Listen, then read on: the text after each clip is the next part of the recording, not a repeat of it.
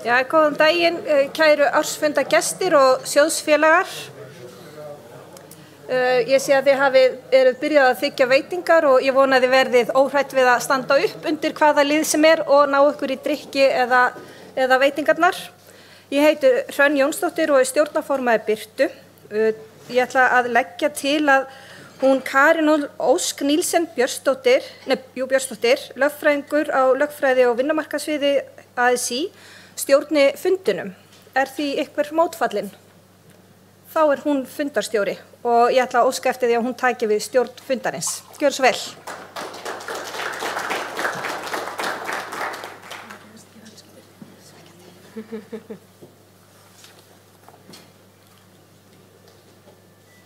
Já, takk fyrir. Eins og kom fram þá heiti ég Karen og næsti liður í rauninni bara að taka að ákveða fundarritara og ég legg til hann Kristján Geir Pétursson, lögmann Birtu, að hann verði ritari fundar.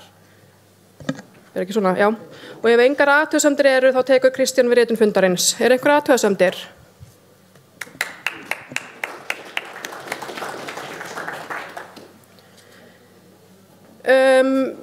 Því næst að kanna lögmæti fundarins og samkvæmt þeim gögnum sem ég hef undir höndum þá ljóst að til ársfundarins hefur verið boðað með lögmætum hætti samkvæmt 7. kafla samþykktanna. Og þar segir að stjórn skal boða til fundar með skriflegu fundarboði til aðildarfélaga með minnst 4 vikna fyrirvara og þá skal stjórn sjóðsins boða til ársfundar með auglýsingu í að minnst kosti 1 dagblaði og útvarpi sem hafa dreifing á landsvísu með að minnst kosti 7 daga fyrirvara. Og á þeim upplýsingum sem ég hef þá hefur ársfundurinn verið auglýstur á heimasíðu Birtu. Fundurinn var boðaður með bréfi til aðildarfélaga og aðildarfyrirtækja 24. mars síðastliðinn. Birt var fundarauglýsing í Morgunblaðinu 22. mars og aftur 25. mars síðastliðinn. Og auglýsingin var svo birt í Viðskiptablaðinu 15. apríl síðastliðinn. Og þá var fundurinn auglýstur í Ríkisútvarpinu 15. apríl síðastliðinn. Og mynd hefur verið á fundin með tölvupóstsendingum og útryggingum eftir því sem við á. Þannig að það búið að auglýsta þetta nokkuð vel og ef engar athugasemdir þá höldum við bara áfram. Bara nokkur kannar praktísk mál áður en við hefjum leika þá auðvitað bara að hafa símana á hljóði eða allan á lækkað til þess að vera ekki með mikla truflanir. Það eins og segi kaffiveitingar hér til hliðar, það engin sérstök hlé, þannig að bara standið að fá okkur bara eftir hentuleika og þörfum. Já, það var svona helsta og við auðvitað í streymi líka og þannig að ég bið ykkur á eftir þegar ef þið þurfa að taka til máls og annað að tala þá í míkrafón, annars nær það ekkert inn til streymisins. En dagskrá fundarins samkvæmt grein 6.5 í samþykktum og það svo að skýrsla stjórnar starfsemi sjóðsins á liðnu starfsári fyrst, næst kemur kynning og afgreiðsla ársreiknings, gerð grein fyrir tryggingafræðilegri athugun, gerð grein fyrir fjárfestingarstefnu sjóðsins, gerð grein fyrir hluthafastefnu sjóðsins, starfskjarastefnu sjóðsins, laun stjórnarmanna og nefnda á vegum sjóðsins, gerð grein fyrir stjórnarkjöri, kjör endurskoðenda, skipan endurskoðunarnefndar, kjör nefndar laun stjórnarmanna sem á svo sem ekki við þessu sinni enda nefndin skipuð til 3 ára. Tillögur til breytinga á samþykktum þegar slíkar tillögur liggja fyrir, en það liggja engar slíkar tillögur fyrir á þessum fundi og önnur mál. Og tillögur til ályktunar sem taka á fyrir á ársfundi þurfa að berast stjórn sjóðsins eigi síðar en viku fyrir ársfund og að mínu viti þá engar slíkar tillögur sem liggja fyrir fundinum. En já, eins og segi, við erum í streymi, nota míkrafónin og auðvitað bjóðum við gesti þar sem að fylgjast með okkur á heimasíðunni velkomna. Og þegar og ef þið viljið taka til máls þá verður hér míkrafón hjá henni þarna í horninu sem að sagði mér nafnið sitt áðan, ég er búin að gleyma henni, Eva. Og þá bara notið handauppréttingar. Á vefnum verður svo aðgengileg upptaka af þessum viðburðir þannig að þið eruð í upptöku bara svo við vitið af því. En þá hefst í rauninni bara formleg dagskrá nú. Og fyrsti liður dagskrár skýrsla stjórnar. En þar sem skýrsla stjórnar og tryggingafræðileg athugun hluti af ársreikningi sjóðsins, þá legg ég til að orðið verði gefið frjálst að eftir framsögu dagskrárlið 1, 2 og 3 og óska eftir því ef einhverju mótfallin að láta vita. Og ef ekki, þá býð ég hana Hrönn Jónsdóttur að kynna skýrslu stjórnar.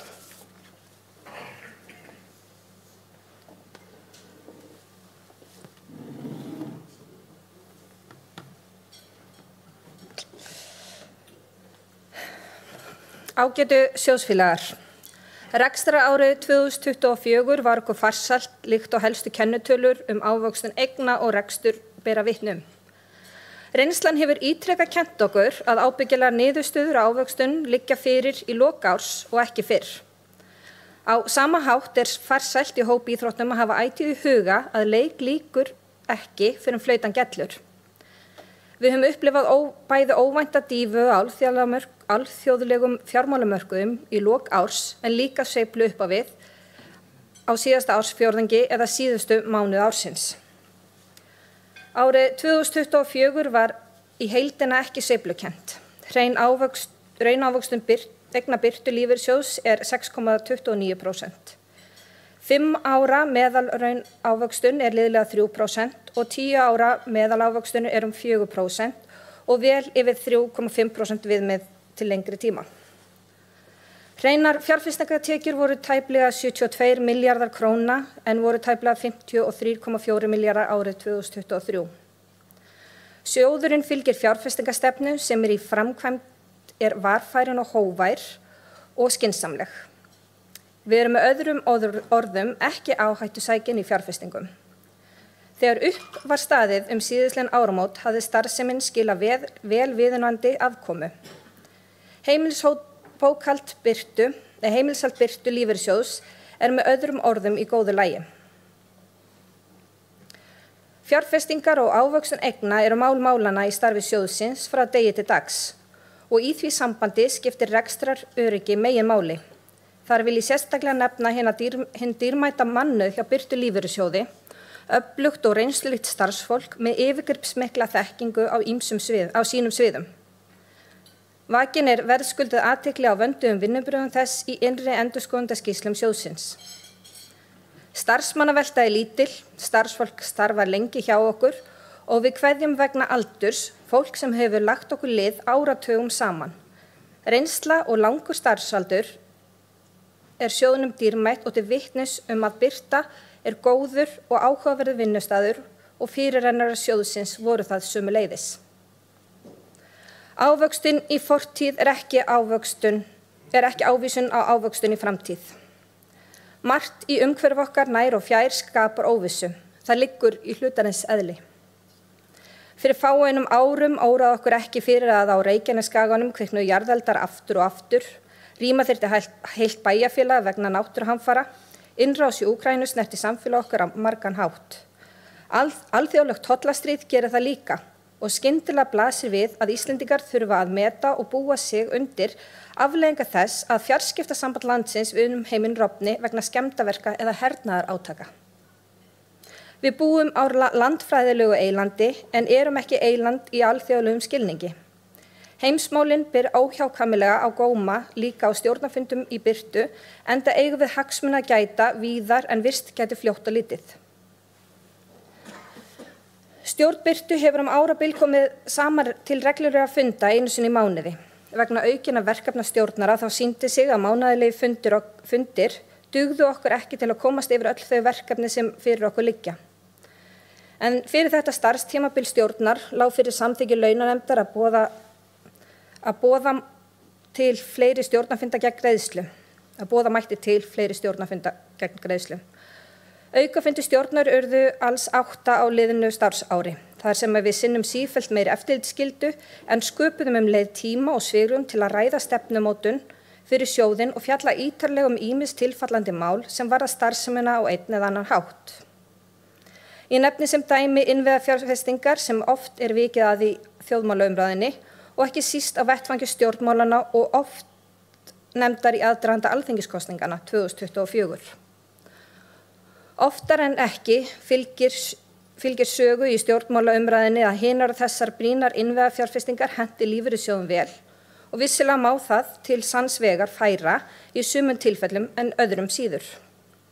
Innviðafjárfestingar hafa oftar en einu sinni og oftar en tvisvar verið nefndar í ávörpum stjórnarformanna birtu lífeyrissjóðs á aðalfundum á undanförnum árum og áhuga lýst að láta framkvæmd fylgja orðum með að nauðsynlegum skilyrðum uppfylltum í samræmi við það grunnstarfsemi lífeyrissjóða, að taka við iðgjöldum, ávaxta þau og greiða út lífeyri.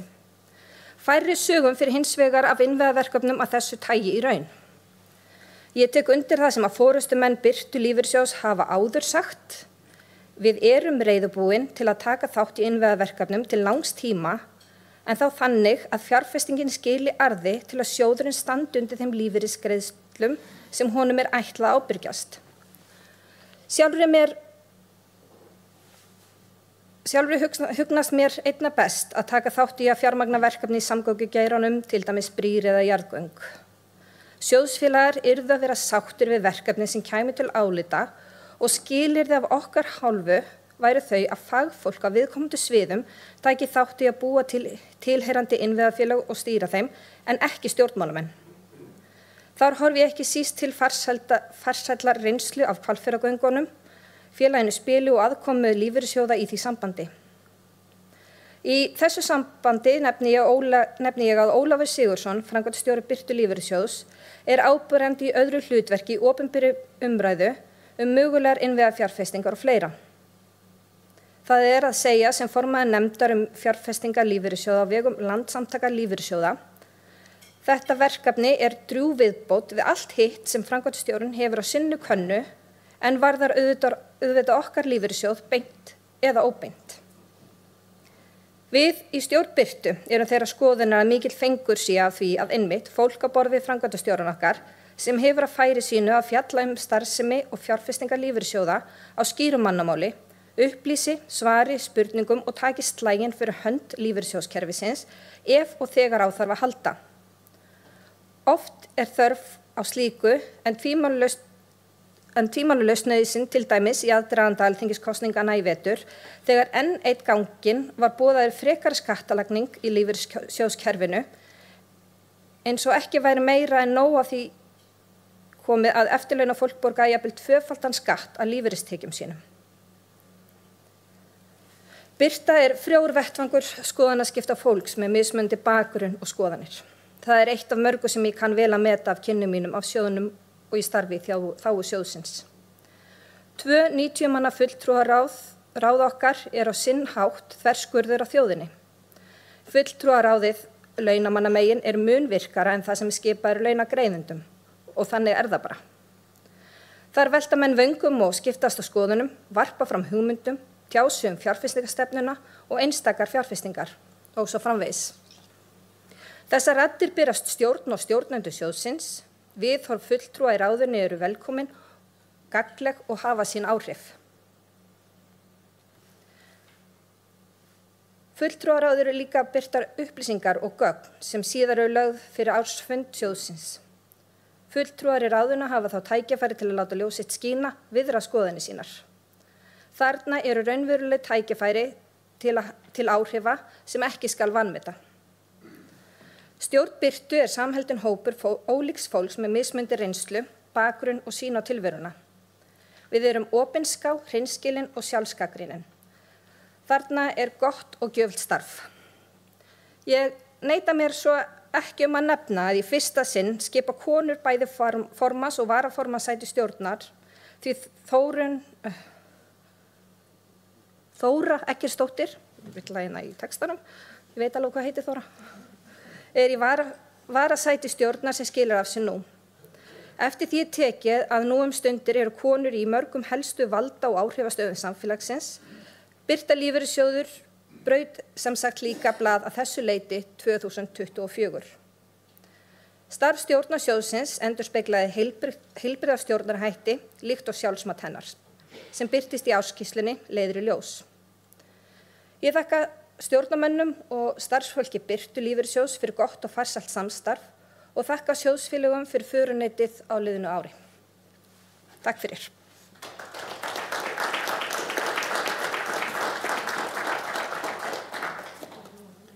Þakka Hrönn fyrir þetta. Mér hefur borist að það eru 33 fulltrúar mættir með atkvæðisrétt hér inni, bara svo það komi nú fram. Og næstur liður er þá í rauninni kynning og afgreiðsla ársreikninga og það er þá framkvæmdastjórinn Birtu, hann Ólafur Sigurðsson, sem tekur við.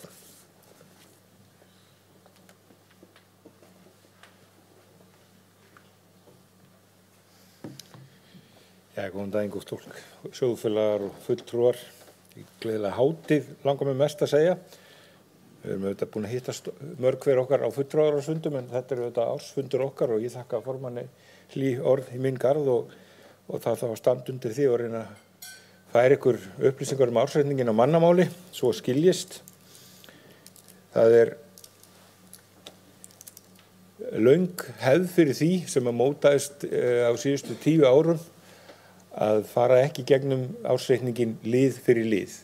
Hann hefur jú legið fram í svolítinn tíma, hann settur fram í samræmi við lög og reglur sem ársreikninga gilda. Hann án athugasemda frá innri endurskoðanda og í aðdraganda þessa fundar þá fékk ég einmitt þá spurningu, hann án athugasemda? Af því að það kemur ekki fram í reikningnum að hann án athugasemda, en hann að sjálfsögðu án athugasemda, öðrum kosti væri ábending eða athugasemd í árituninni, sem ekki. Nú, við erum auðvitað með þétta stjórnsýslu, innri endurskoðendur og endurskoðunarnefnd sem að fundar með ytri endurskoðanda, allt í aðdraganda áritunar stjórnar og þessi reikningur fær ítarlega umfjöllun hjá öllum og lítið við það að bæta annað en að ég tel og hef áritað það sjálfur að allt sem framkemur í reikningnum sé rétt og satt og að reikningurinn gefi glögga mynd af starfseminni með öllum þeim ótal skýringum sem þar að finna. Og nú færið á að spyrja. En af því sögðu þá ætla ég ekki kannski að fara yfir reikningin heldur en að reyna að setja hann í samhengi við það sem við erum að gera alla daga og birtist í ársskýrslu sem á netinu, hvar við reynum að setja reikningin og starfsemina í samhengi þannig að úr verði frábær skýrsla sem hlýtur að vera í fyrsta sæti á meðal þess sem að birtist hjá lífeyrissjóðum að okkar mati. Ég hvet ykkur til þess að nota hana fram eftir sumri, glöggva ykkur á köflum hennar og senda okkur líka fyrirspurnir ef það eitthvað sem ykkur finnst óskýrt. Það fyrsta sem þið lesið í skýrslunni að við höfum auðvitað sett okkur viðmið hvað telst vera góður árangur í starfsemi lífeyrissjóðs og við ræðum það reglulega í stjórn. Það eru einir 7 mælikvarðar og það mætti fjölga þeim, það mætti sameina þá, en þetta til þess gert að eiga samtal við ykkur, finnst ykkur starfsemin hafa verið árangursrík í fyrra. Og við erum auðvitað ekki sjálfbær birta ef að sjóðfélagar vilja ekki vera hjá okkur og ekki ánægðir og þannig fyrsti mælikvarðan okkar bara mælikvarða og það við að veita góða þjónustu og vill fólk borga til okkar. Nú ástunin, það verður gerð grein fyrir henni ítarlega á eftir, hún samkeppnisfær og hún á grænu. Tryggingastaðan hefur verið undir þrýstingi og hún á gulu ljósi, hún í rýni eins og merkið á að gefa til kynna. Nú Hrönn gat þess áðan að stjórnarsamstarfið hefur gengið vel, þau meta sjálf sinn árangur og hann vel yfir viðmiðum og það sama með segja starfsfólk sem unir sér vel hjá sjóðunum. VR-könnunin því miður ekki orðin opinber en í fyrra skoruðu við hæst á meðal annarra lífeyrissjóða að ég held og eigum stutt í að verða fyrirmynda vinnustæður sem skiptir máli. Ánægt starfsfólk veitir góða þjónustu. Nú við höfum verið að þróa starfsemina með það markmið að lækka kostnað og ég sýni ykkur fram á það og okkur hefur tekist það ágætlega og svo urðum við ekki fyrir neinum teljandi áföllum í fyrra sem að þýðir á mannamáli að af 7 mælikvörðum eru 6 á grænu ljósi þó að það sé svo hægt að skiptast á skoðunum það hversu vel gengur. Það borga jafnaði til okkar 20.000 einstaklingar, þeim fækkaði eilítið á milli ára í samtryggingadeild en heilt yfir það valla marktækur munur á milli ára. Eignir okkar að nálgast 700 milljarða og í miðri mynd þá sjáum við hvernig hlutirnir voru í fyrra og kemur þá engin mús hérna og engin bendit heldur. Í miðri mynd sem sagt fyrir neðan stóru töluna 696 stærðin á sjóðnum árin þar og undan og að jafnaði fer orðið 80% af iðgjaldinu í lífeyri og þess vegna má eiginlega bara segja að öll þessi aukning meira og minna vegna góðrar afkomu af sjóðunum á milli ára. Þetta eru þær eignir sem eiga að standa undir skuldbindingunni.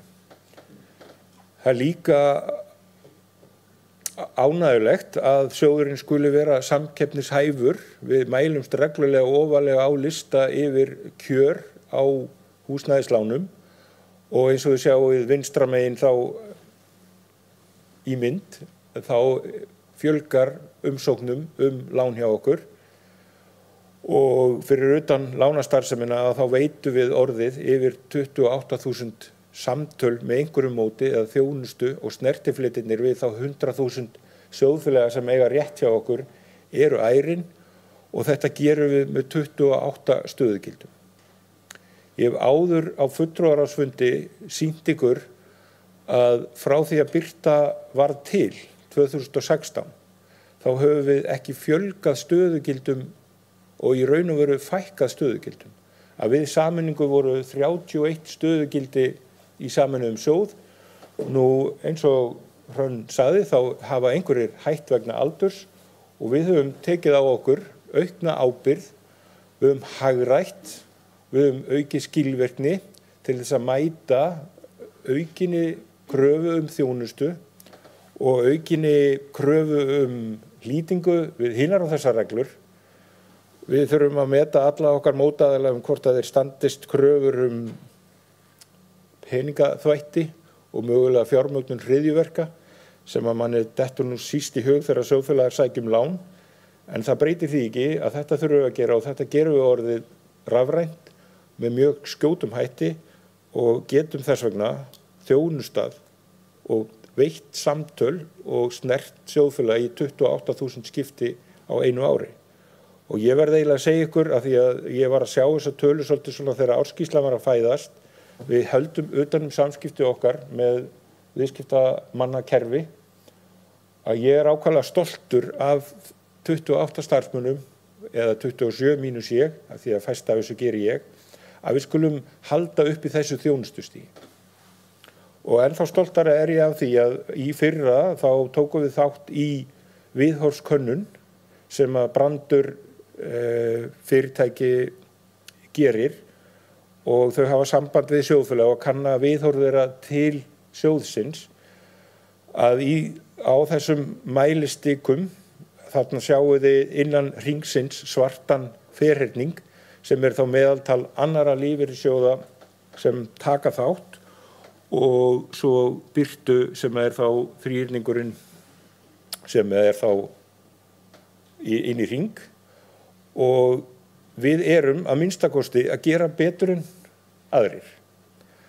Og þó að munurinn sé ekki endilega mjög mikill og einhvað eigum við í aðra sem að veita framúrskarandi þjónustu og mælast þarna á grænasvæðinu sem auðvitað ákveðið markmið þó að það geti tekið tíma. Og sundurliðinun, og ég vona að þið sjáu þetta þarna sem sitjið fjærst í salnum, að aðeins í einu tilfelli eru undirmælikvarðarnir fyrir neðan lífeyrissjóði og það í efstu línunni hvar við höfum ekki náð að marka okkur sérstöðu í samanburði við aðra lífeyrissjóði.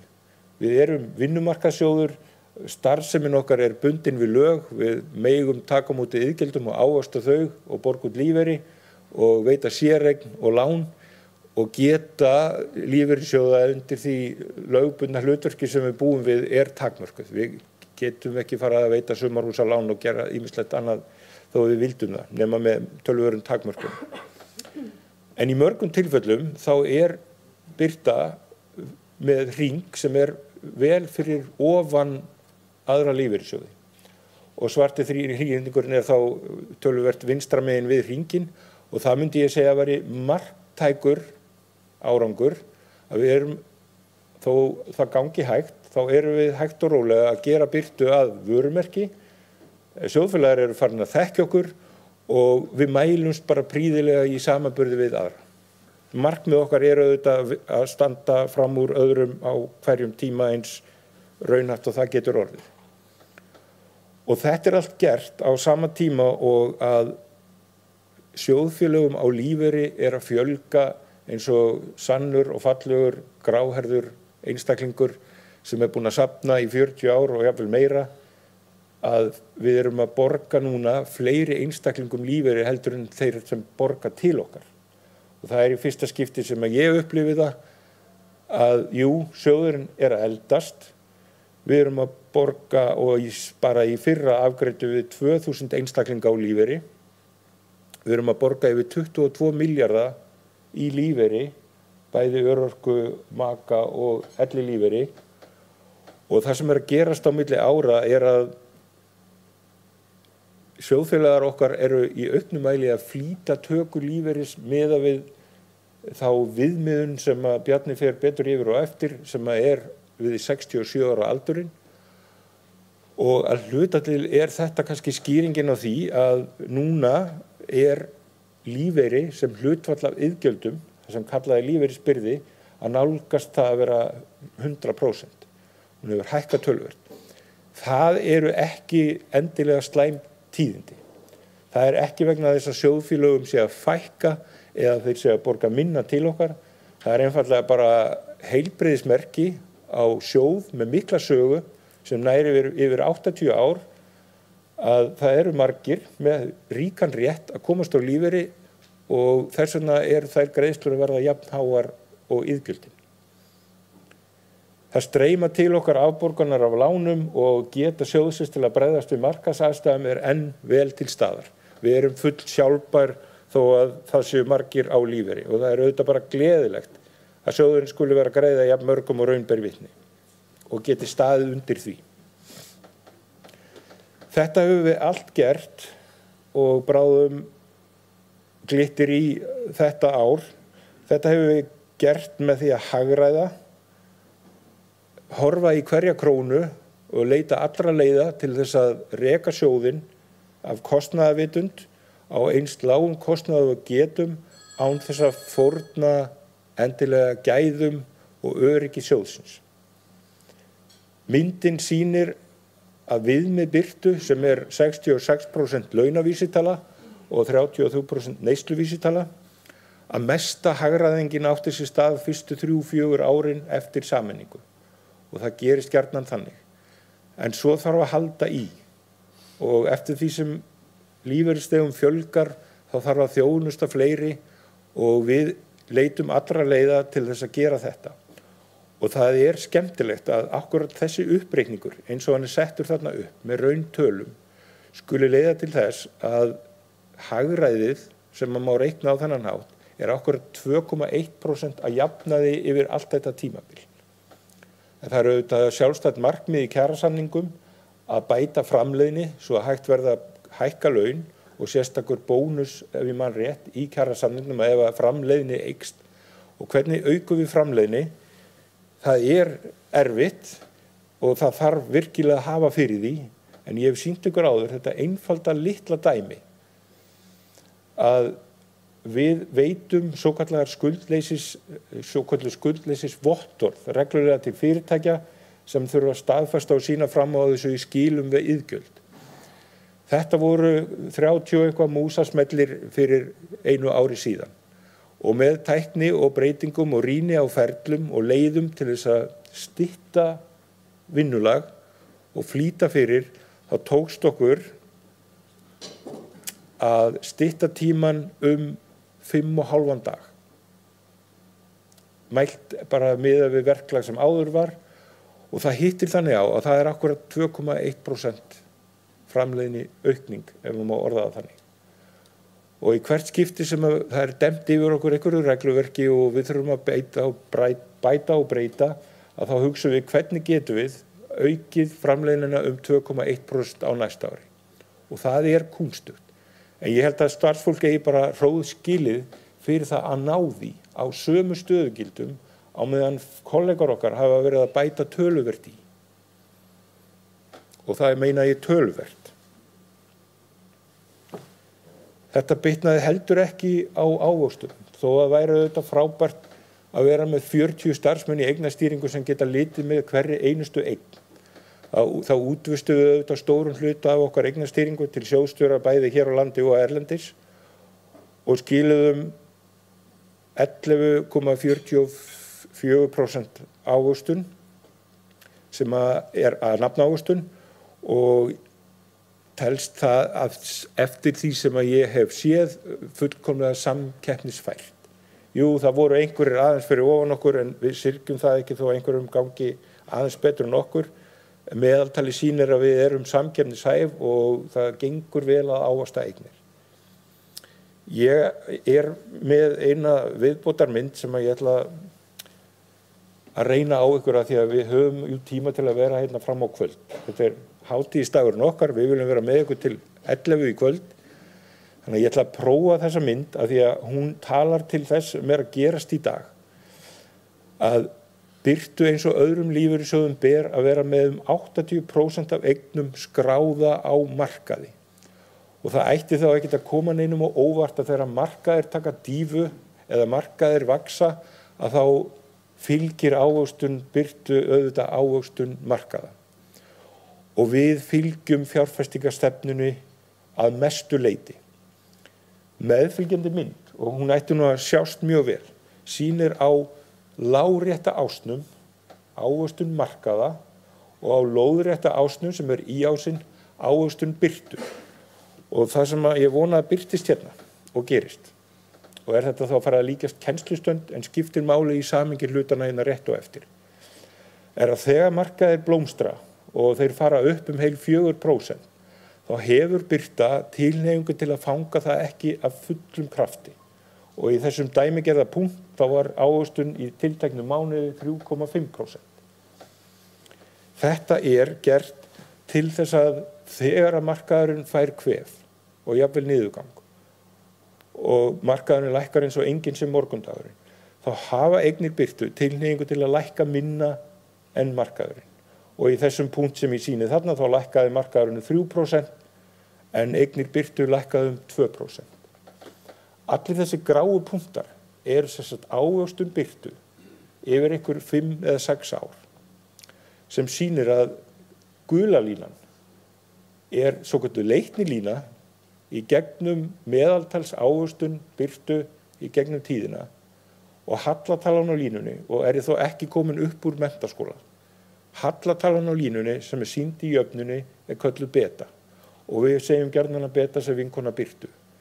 Vegna þess að til þess að veita smá viðnám og eins og Hrönn kom að og var mótað í raun og veru þegar Birta var til, þá viljum við varðveita höfuðstólinn og tryggja ákveðið öryggi án þess að missa af eignamörkuðum sem eru álitlegir og tryggja okkur viðunandi ávöxtun til lengri tíma. Af því að það ekkert öryggi að kaupa bara ríkisskuldabréf á 2% verðtryggðum vöxtum, það dugir ekki til að borga lífeyri.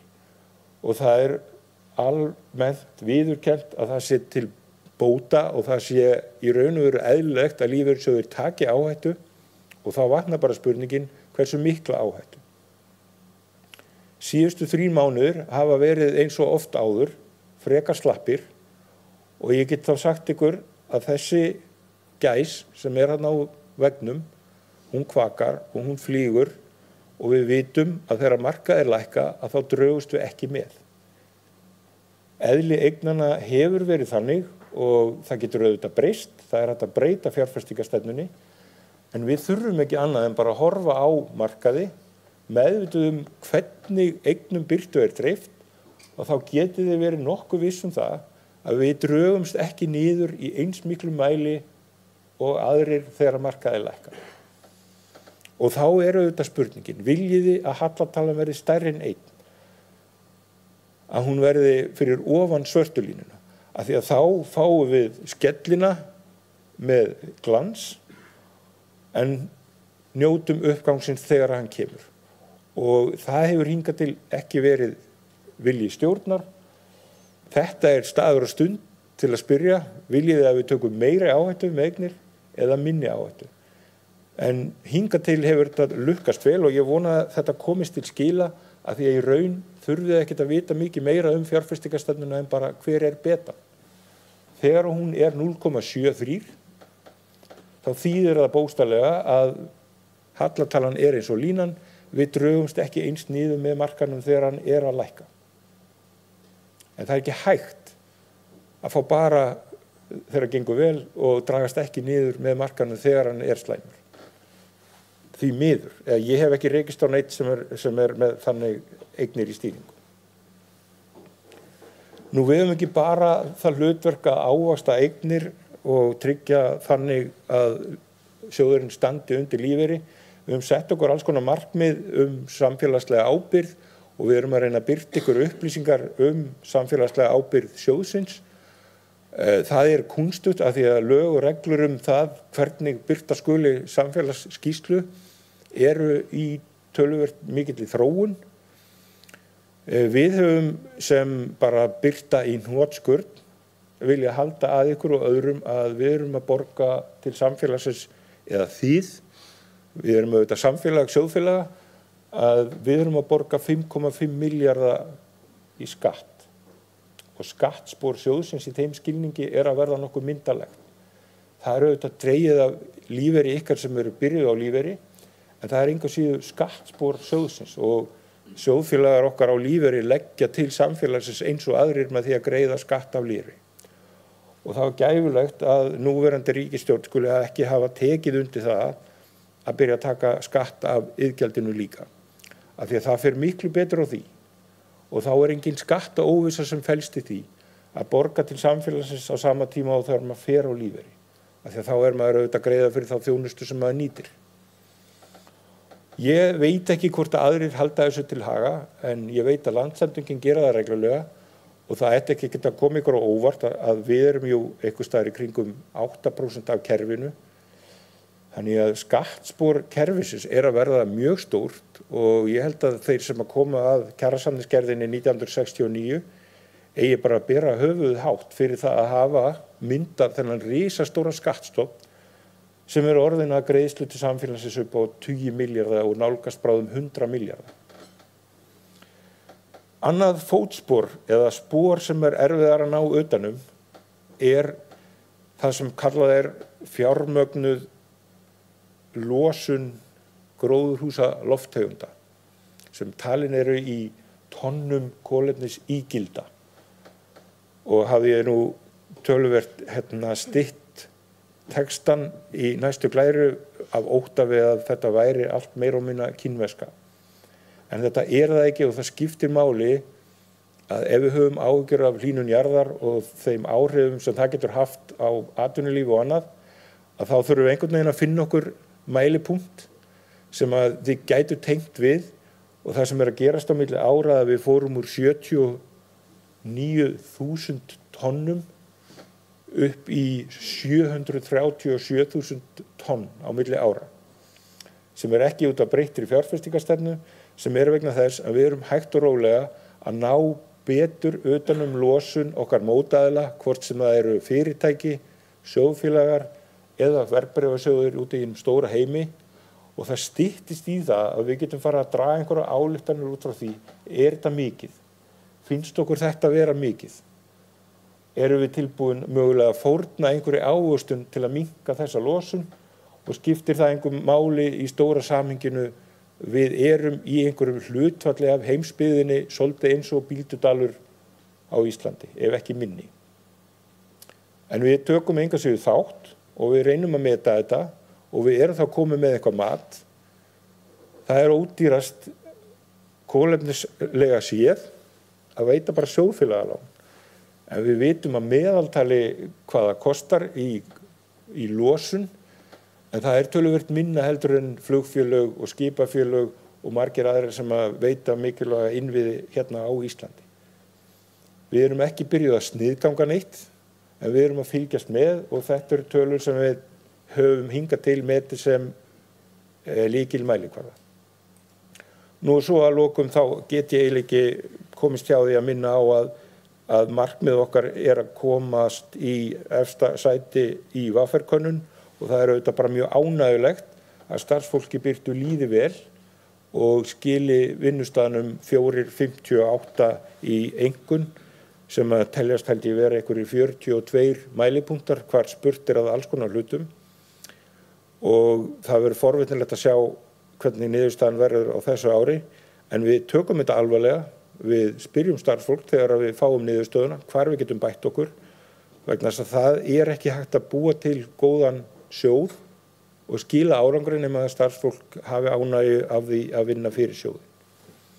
Nú ég hef eitthvað hlaupið svona út undan mér í lýsingunni á því sem að þarna en þetta í sjálfsög bara texti á því sem ég sagði hérna rétt áðan, að það hafa sumir sagt að kolefnisuppreikningur og UFS sem að stendur fyrir umhverfi og félagslega stjórnarhætti hafi orðið fyrir einhverju bakslagi á mörkuðum, að þetta séu tölur sem að skipta engu máli, en bæði Samtök atvinnulífsins og ASÍ hafa nú einhvað síður sagt í orði og ræðu og riti að þetta skipti máli, að umbreytingin úr og kolefnis eða það segja orkuskiptin þurfi að fara fram ef við ætlum að verða sjálfbær þjóð, og við getum þá allavega sagt hjá Birtu að við höfum sæmilega þekkingu á því út á hvað þetta gengur. Við erum að mæla þetta, en við erum ekki til sérstaklega mikill og góðri stöðu til þess að breyta þessu. En okkur fleygir fram og ég fagna því að við skulum vera komið með ágætis mælikvarða og svo fer það að verða að skipta máli á milli ára hvort okkur tekst að draga svo mikið úr þessu að eignasafn Birtu verði kolefnishlutlaust. Það auðvitað mjög fjarlægt markmið þegar maður horfir til þess að losun Íslendinga 70% vegna landnotkunar. Við getum ekkert breytt því nema við drekkjum hálendinu í mýri, en það óraunhæft. Þannig að það alveg réttmætar ábendingar hjá mörgum að við þurfum kannski að fara að endurskoða markmiðin okkar hlutleysi og velta því fyrir okkur hvernig ætlum við að ná því. Og Birta tilbúin að sniðganga svo marga fjárfestingarkosti til að ná því að það bitni á ávöxtum. Nú, að endingu, endurtekið, hér erum við til að svara spurningum eftir að tryggingastarfræðingurinn hefur farið yfir tryggingastöðuna. Ég hlakka til að vera með ykkur hérna fram á kvöld, að fara yfir allar skýringarnar sem að þið kunnið að vera óljósar, en ef ekki, að þá þakka ég kærlega fyrir mig.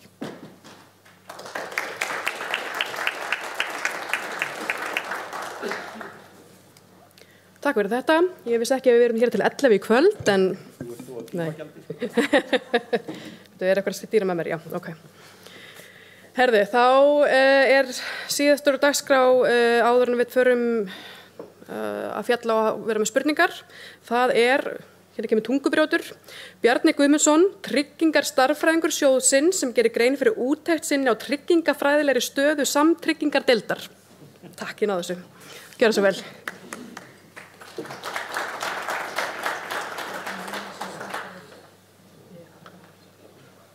Takk fyrir. Nú, fundarstjóri og góður fundamenn, þetta nú hér ekki mjög margar hlærur sem við ætlum að fara yfir í dag. Það að vísu svolítið dapurlegt að vera hér að fjalla eina mælikvarðan sem var á gulu hjá ykkur, en honum hefur nú samt farið fram frá því fyrra. Nú, til hvers erum við að þessum útreikningum?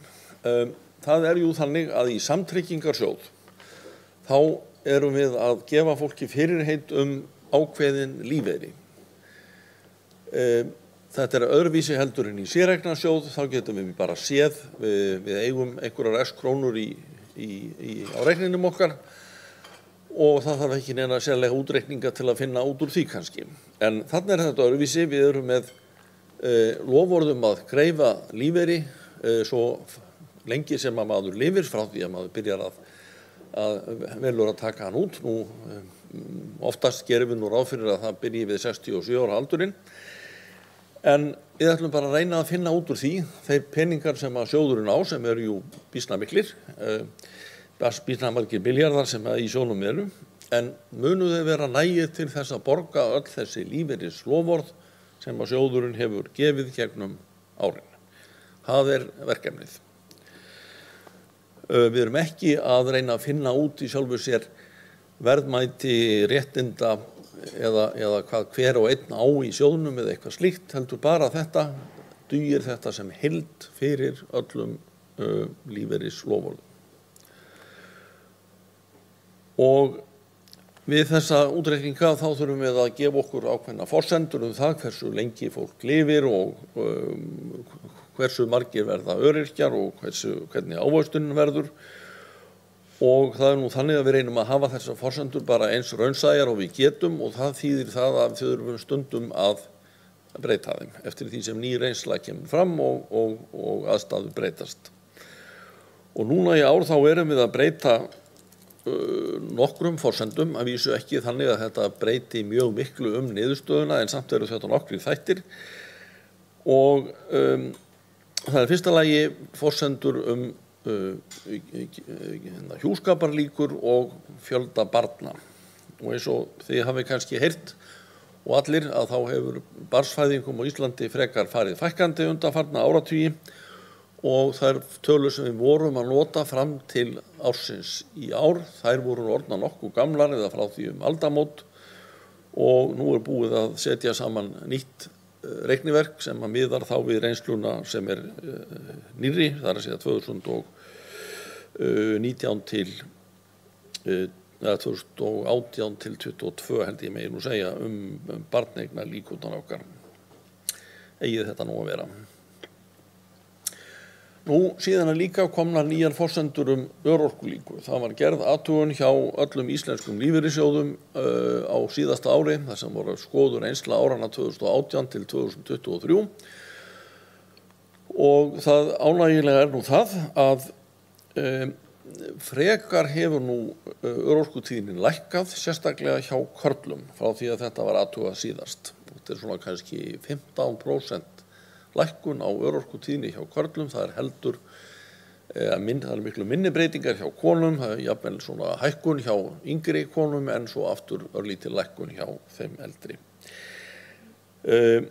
Nú áhrifin á niðurstöðuna sem sagt þau eru ekki ýkja mikil en við reynum nú bara að gera þetta eins rétt og við getum og þar með erum við að uppfæra þessar forsendur okkar svona öðru hverju.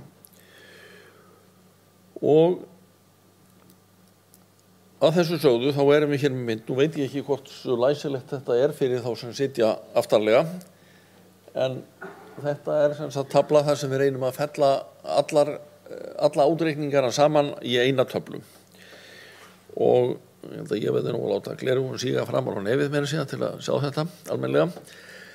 En við skiptum þessu í svona þar sem við segjum áfallnastöðu og svo framtíðar. Áfallnastaðan, það eru þau réttindi sem sjóðfélagarnir voru búnir að ávinna sér í lok árs 2024 og framtíðin svo það sem núverandi sjóðfélagar eiga eftir að ávinna sér ef að þeir halda áfram að borga í sjóðin eins og þeir hafa gert.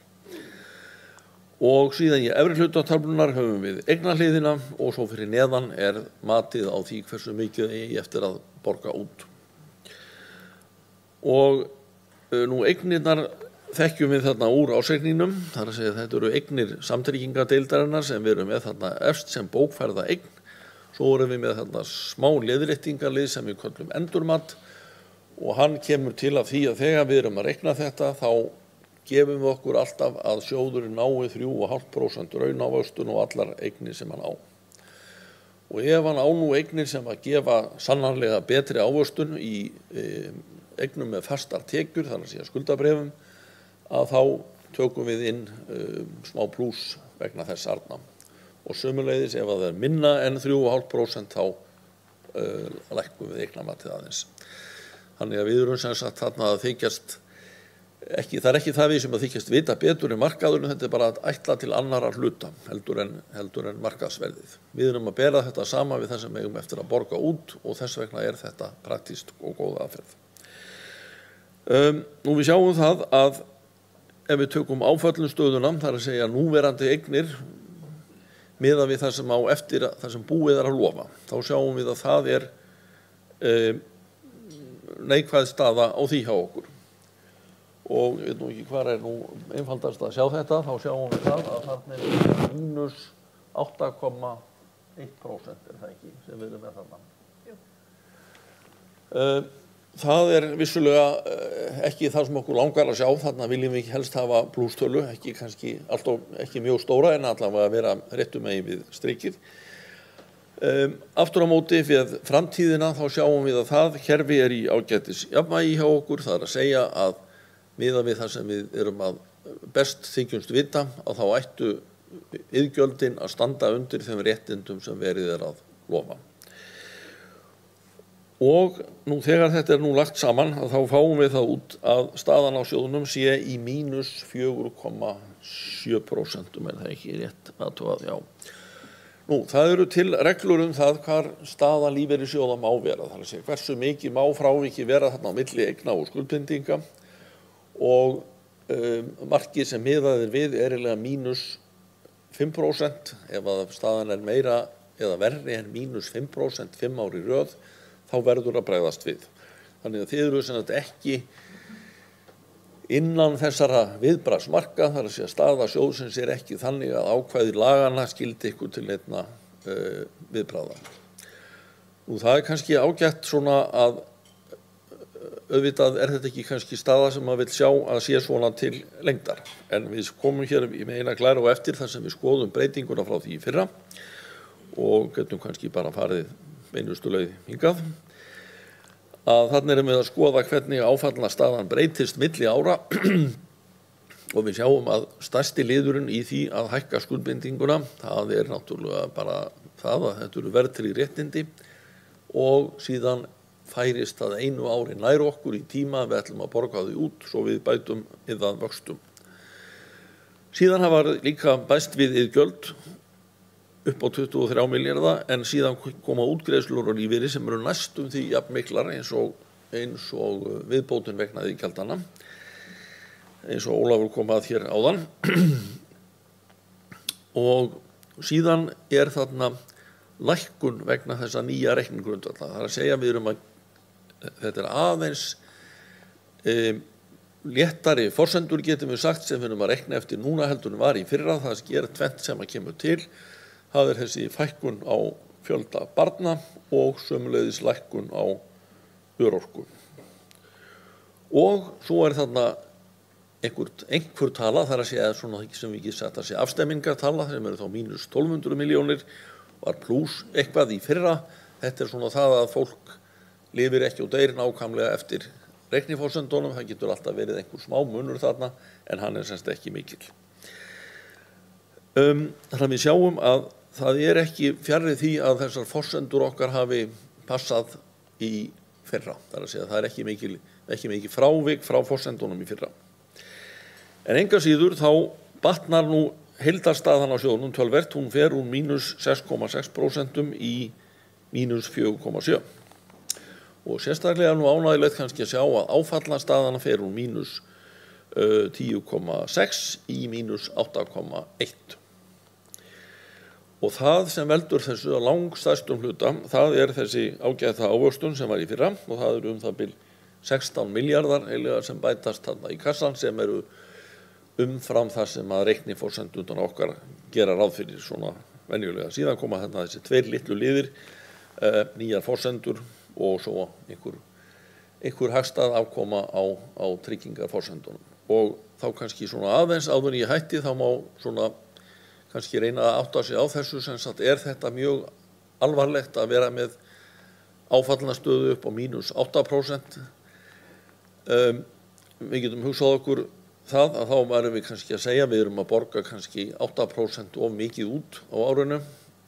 Það væri við að tala 8% af 22 milljörðum sem vissulega svolítil tala en samt kannski samhengi við stærð sjóðsins þá það ekki gríðarlega mikið.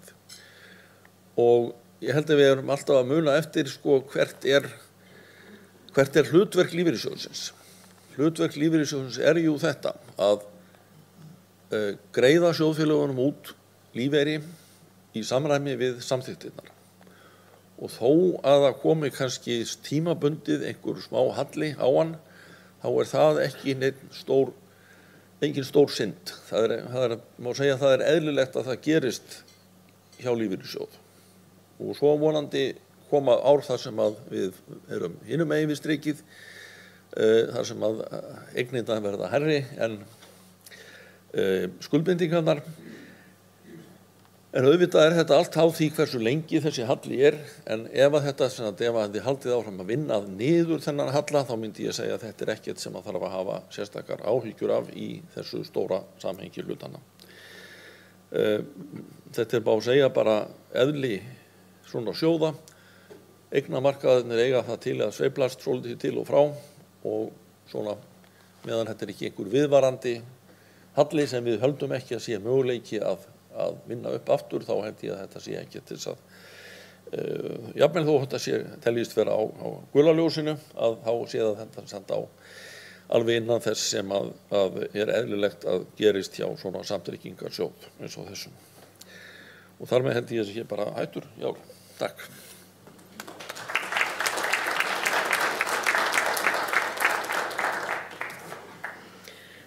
Takk fyrir þetta. Þá hefur stjórnarformaður, framkvæmdastjóri og tryggingastarfræðingur gert grein fyrir skýrslu stjórnar, ársreikningi og tryggingafræðilegri athugun, náðu svo næsti, og gefið þá bara orðið laust. Hvet ykkur til þess að nýta réttinn?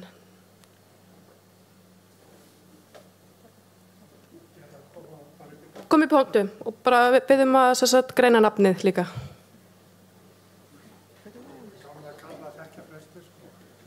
Fyrir mig þá. Ekki þessu ungu konu. Jæja, ágætu sjóðfélagar. Það svo leiðilegt að vera ásundur sem engi segir neina vitleysu. Þannig að ég finnst eðlilegt að við reynum aðeins að hefja einhverja umræðu sjóðinn. Ég var á fundi hjá Jóni Bjarna í Byggin. Það tók engi til máls. Það var alveg örugglega full ástæði til þess. Og ég held að þessi skipti máli þegar svona ársfundur að við ræðum sjóðinn hvort sem við erum ánægð með það sem að gerast eða óánægð. Sko, þegar við fórum í þessa sameiningu þá þetta settum okkur markmið og mér sýnist svona margt að því hafi bara gengið vel upp og þetta hafi verið mjög farsæl sameining. Þetta þetta dálítið fullyrðing af manni sem tók þátt í að sameina, en þið hælið mér ekki svo ég vil bara gera það sjálfur. Nei, mér finnst þetta hafa tekist vel og þetta hafi skilað okkur svona megnuð til þangað sem við vildum fara. Við skildum eiginlega tvennt eftir í sameiningunni. Það var halli á sjónum þegar við byrjuðum. Og við erum líklega búin að vera með hann allan tíman. Þannig að þetta ekki eins og Bjarni kannski var í að skammtímavandi, en við gerðum okkur vonur það að með því að sameina og stækka sjóðinn, þá myndi það gera eins og fjármálaráðherrar alltaf að tala að halli ríkissjóðs og skuldir muni alltaf minnka með auknum hagvexti. Það gerist nú reyndar ekki alltaf þannig. En þetta hefur semst ekki gengið alveg eftir að þessi hagræðing af því að vera með stærri sjóð að hafi eytt þessum halla. Og þetta lítur auðvitað að vera stór spurning, sko, af því að þetta er búið að vara svona lengi hvort að það sé ekki að koma að því við verðum að huga því að jafna þetta einhvern veginn út. Ég er auðvitað ekki að leggja til að það lækki lífeyri minn, en eins og þið sáuð þá voru það áfallnarskuldbindingar sem að mínusinn á. Þetta finnst mér að við þurfum auðvitað að ræða í fullri alvöru. Það svona kannski 2-3 atriði sem ég langar til að tala við ykkur. Ég var nú aðeins að renna í gegnum svona pakkan á netinu. Og síðan kemur þessi glæsilega bók hérna sem að þetta bara glæsilega og gríðarlegt magn af upplýsingu. Hvað mörg hérna inni lásu eitthvað skýrsluna á netinu? Já, það eru nokkrir, glæsilegt. Ég fór á mis við auglýsinguna sem var væntanlega birt í Mogganum afkomuna. Það nú bara svoleiðis að það eru mjög margir sem lesa ekki Morgunblaðið. Morgunblaðið er náttúrulega orðið þeirri stöðu, þetta er eina dagblaðið á landinu og þess vegna held ég að það sé orðið dálítið tímabært að við skoðum það einhvern veginn hvernig ætlum við að koma þessum upplýsingum til sjóðfélagana sem er í þessari bók hérna. Það voru þetta fínar svona lykiltölur á heimasíðunni. Ég fann hins vegar ekki auglýsinguna sem var birt í Morgunblaðinu á heimasíðunni og það er nefnilega dálítið mikilvægt að sjá þessa auglýsingu vegna þess að hún er dálítið stöðluð hjá öllu lífeyrissjóðum og það er dálítið tiltölulega auðvelt að átta sig á hver staða okkar sjóðs er samanburði hina. Ég fann ekki auglýsinguna á heimasíðunni og þennan dag kíkti ég ekki í Moggann sem þetta birtist. Sá reyndar auglýsingar frá fleiri sjóðum. Ég tel að þetta sé algjörlega tímabært við veltum því fyrir okkur hvernig komum við þessari bók til sjóðfélagana vegna þess að þeir mun ekki lesa hana eftirlagna. Þurfum að huga því. Nú, í ávarpi eða ræðu formats, og heitir ávarp hérna minnum í bókinni, þá er eitt töluverðu tíma og efni í að ræða innviðafjárfestingar og áhuga okkar á því. Þetta var mikil umræða þetta í kjölfar hrunsins að lífeyrissjóðirnir kæmu þá að innviðafjárfestingu sem varð ekkert úr og það sem ég fannst standa þar upp úr, það var að mér fannst til dæmis ríkið ekki hafa almennilega átt að sjá því hvernig þetta standað svona. Það væri fyrst og fremst þeir vildu peningan okkar en hugmyndin náði kannski ekki mikið lengra hvernig við ættum að standa þessu. Það eru þetta alveg rétt eins og formaður koma að. Lífeyrissjóðirnir fara ekki inn í innviðafjárfestingarauglýsin og það skili einhverjum góðum arði og þetta skili þá líka til samfélagsins góðum hlutum. Nú er til umræðu að stofna einhvers konar sjóði, innviðafjárfestingarsjóði, sjóði sem færi í að fjárfesta í samgöngum og það var reyndar upp fyrir mér, ég kom í bæinn í gær, að þannig kjölfar hrunsins þá var mikil áhersla á það að lífeyrissjóðirnir kæmu að því að fjármagna að breikka veginn yfir Hellisheiði. Það var ekki samkomulag einhverja aura í fjárfestingu og það er ekki ennþá búið að ljúka þessu verki árið 2025. Það vantar töluvert spotta ennþá. Þannig það eru þetta næg verkefni. Það sem ég langar til að spyrja framkvæmdastjórana vegna þess að formaður kom að því í sinni ræðu að hann hafi komið mikið að einhvers konar vinnu í kringu þessa innviða fjárfestingar. Hann reyndi að koma að því líka 2010 og 2011, þannig að hann gefur orðið langa reynslu.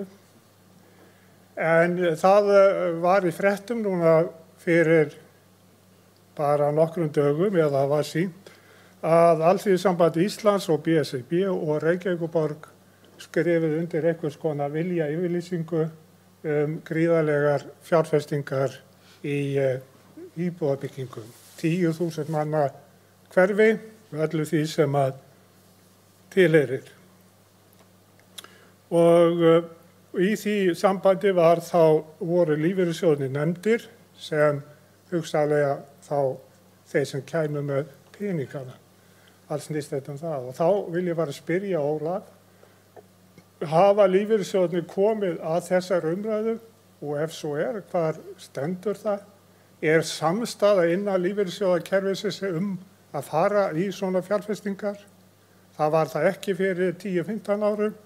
Það voru menn mjög ósammála, töldu að lífeyrissjóðir ættu ekki að vinna svona náið saman í fjárfestingu. Framtalssjóðurinn sem lífeyrissjóðirnir stofnuðu í kjölfar hrunsins, það voru alls ekki allir lífeyrissjóðir sáttir við það nána samstarf, menn værum alltaf nálægt hver öðrum í fjárfestingu. Nú langar við að framkvæmdastjórinn, hann af því að formaðurinn nefndi að hann væri innviklaður í þetta, hann fari aðeins ofan í þetta með okkur. Vegna þetta skiptir okkur öll máli. Þetta skiptir okkur þetta bara sem Íslendinga og Íslands samfélag og þá á móti þetta hvaða tækifæri í þessu til fjárfestinga. Takk fyrir.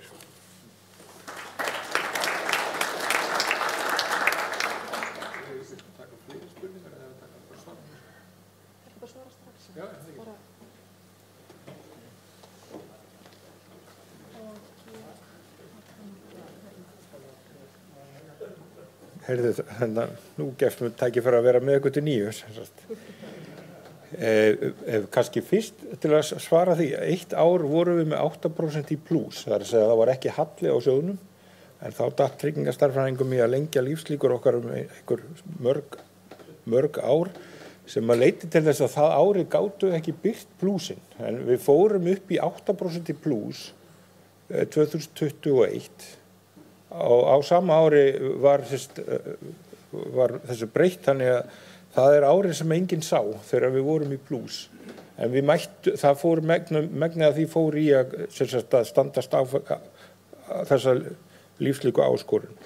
Það er rétt hjá þér að stjórn veitir mér heimild til þess að setjast í spretthóp sem að Reykjavíkurborg og Alþýðusambandið komu á laggirnar út af þessari viljayfirlýsingu.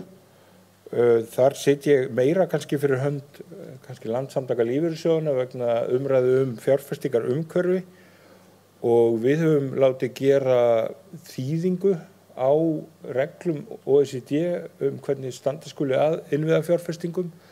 Við eigum hlutdeild í 2 sjóðum sem eiga að fjárfesta í innviðum og það er skemmst frá því að segja að þeir hafa fundað með einum 70 ráðherrum held ég síðustu 10 árin sem að lýsa allir yfir vilja til þess að lífeyrissjóðirnir komi að þessum innviðafjárfestingum og lítið hefur orðið úr því.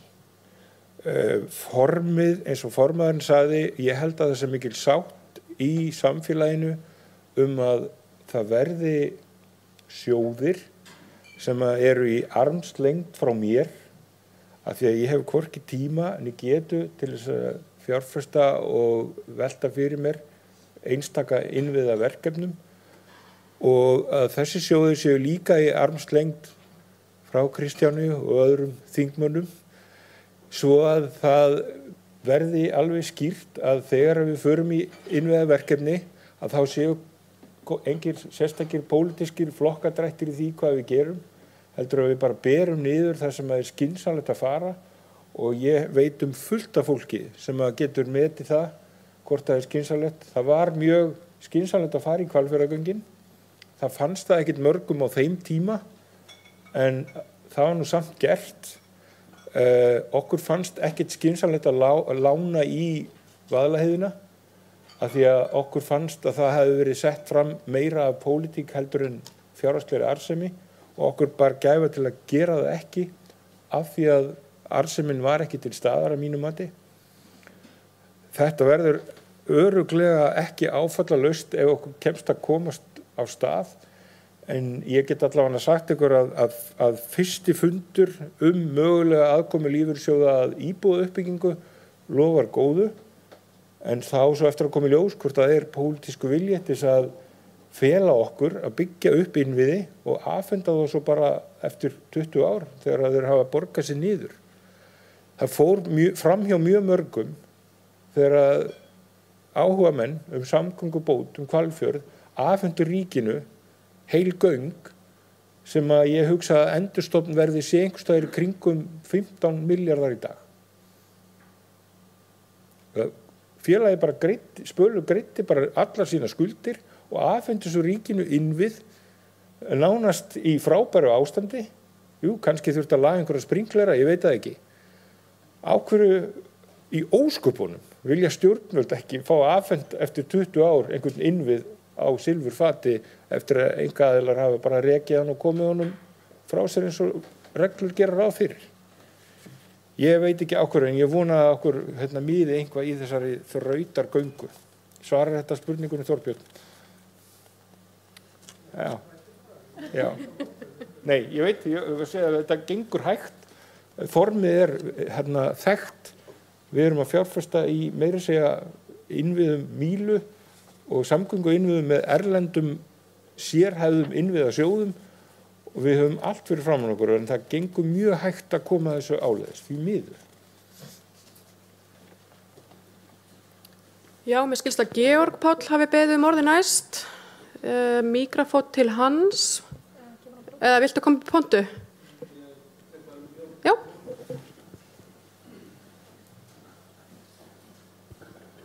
Já, góðu félagar, Georg Páll Skúlason heit ég og í valnefnd birtu.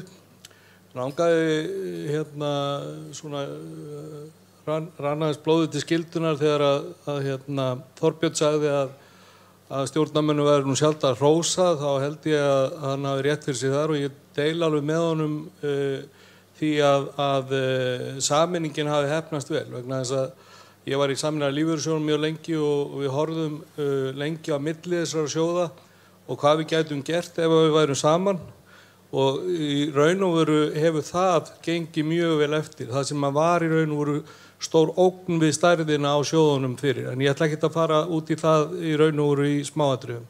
Ég langar bara að segja það vegna þess að þetta ekki sjálfgefið að hlutinni gangi svona. Skýrslan auðvitað ber vottum gríðarlega mikla natni við að reka sjóðinn og starfsfólk allt á heiðuskilin þar. Sem fulltrúi í valnefnd að þá höfum við þá skyldu að fara yfir það sem að Hrönn kom aðeins inn á í skýrslunni og á blaðsíðu 79 það sem að könnun fyrir stjórn lögð fyrir stjórnarhætti og auðvitað ekki verið að greina frá því smáatriðum hver niðurstaðan hérna í skýrslunni en þetta eru fjölmargir þættir, ekkert ósvipað og afferðkönnunin þegar að menn eru látnir tjá sig allt mögulegt og ómögulegt.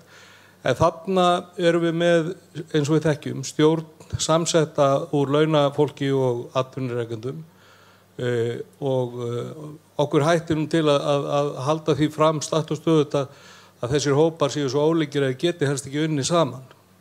En niðurstaðan í þessari könnun hún gríðarlega áhugaverð og mætti alveg örugglega vitna betur í hana en á milli ára þá hefur hún frekar stigið og kannski bera vott þetta sem að Hrönn kom inn á að vera 2 konur að stýra, það ágætt, það gott leiðarljós í sjálfu sér en ég vildi bara hrósa stjórn fyrir sinn þátt í þessu vegna þess að það veit ég að álagið mikið og hrósið kemur sjaldan.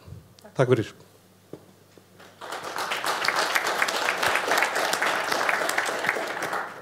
Næstur skilst mér sig Guðjón. Eru fleiri hendur svo? Nei, ok. Ja, kæri sjófélagar, ég heiti Guðjón Viðar, ég rafvirki. Ég ánægilegt að heyra það að sjóðurinn sé nú að fara loksins að fjárfesta í hinum höfðum sem að og þá í fjárfestingafélögum eða fasteignafélögum og það meira svona hlutverk sjóðsins heldur að mér finnst heldur en að vera stuðla samkeppni í frumsamgöngum hér á milli landa sem að kemur okkur ekkert við eða aðrir að sjá og svo annað ég myndi vel að hrósa fyrir fólki starfsfólki í skrifstofunni fyrir góða þjónustu þar sem ég hef þurft að leita. Þannig að það bara verið frábært og við erum alltaf að velta við steinum hvað getur spara og ég var að reysa kostnað kringu sjóðin, þetta 1 milljarður sem fer í ýmsa liði og ég veltaði fyrir mér til dæmis með tryggingastarfræðingur 14 milljónir það heilsárstarf, þetta svolítið mikið peningur Sýtur hérna, það kannski, ég veit það, þetta kostar mikið og svo Rekstur upplýsingakerfa, 160 milljónir. Hvað er það? Og svo hérna ýmislegt lagfræðikostnaður, ok, 5 milljónir. Endurskoðun, þarna eru 20 milljónir í þessu. Þetta er mikill peningur. Og hvað liggur á bak við öllu þessu saman? Og hérna, þetta er svona,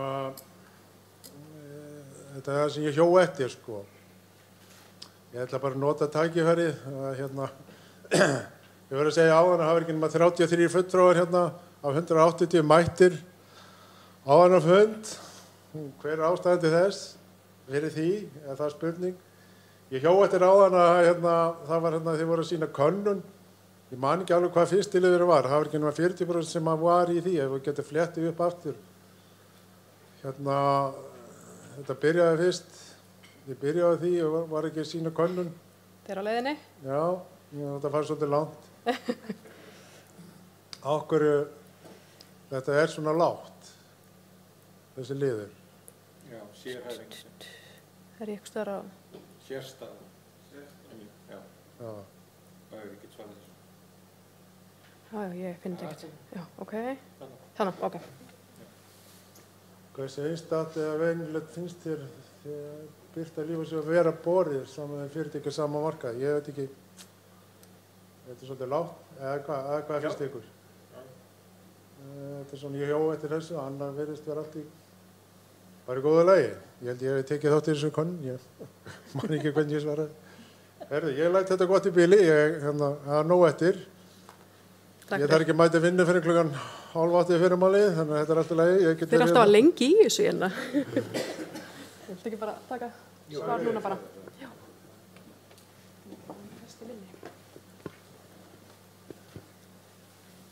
Heyrðu, ég ætlum fyrst hérna bera taka til varna fyrir Bjarna.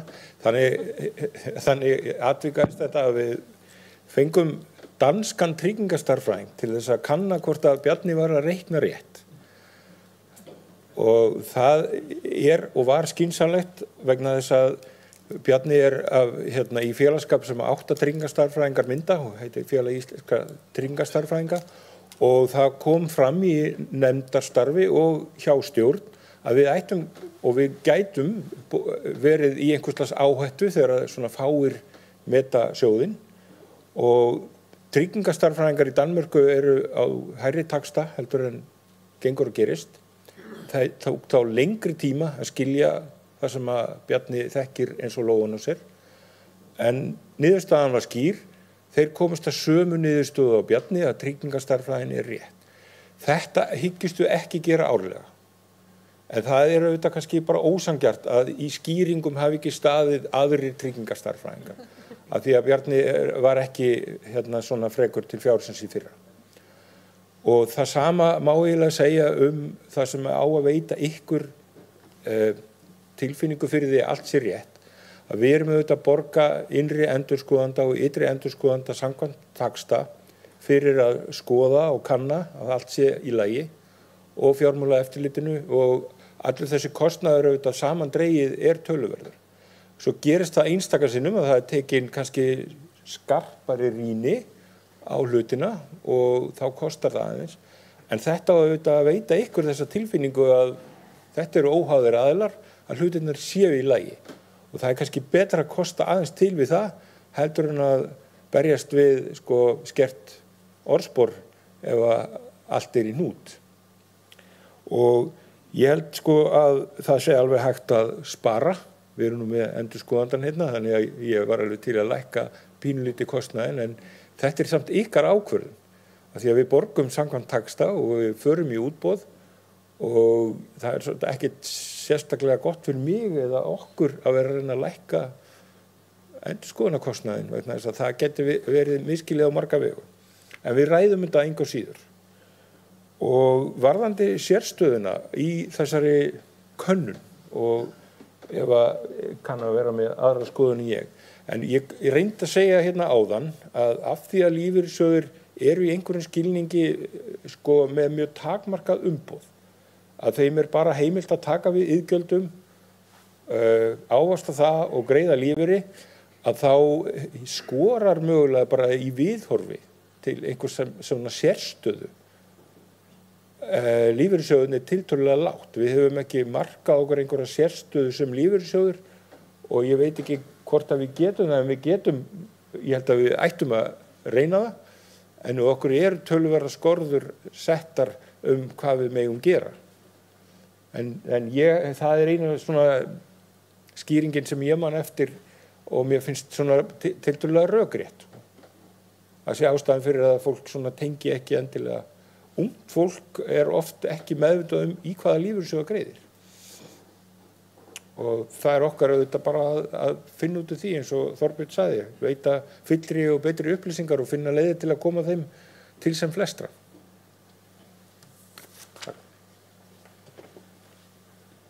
Eru fleiri sem vilja leggja fram spurningar, athugasemdir?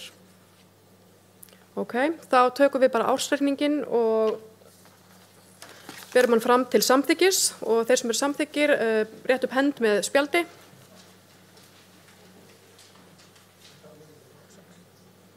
Einhver á móti? Þá það samþykkt einróma og þá skellum við okkur í næsta dagskrárlið, 4. lið, sem fjárfestingastefna sjóðsins og það kveðið á að gera sig grein fyrir henni hér á þessum ársfundi og það Soffía Gunnarsdóttir, forstöðukona eignastýringasviðs sem gerir grein fyrir henni.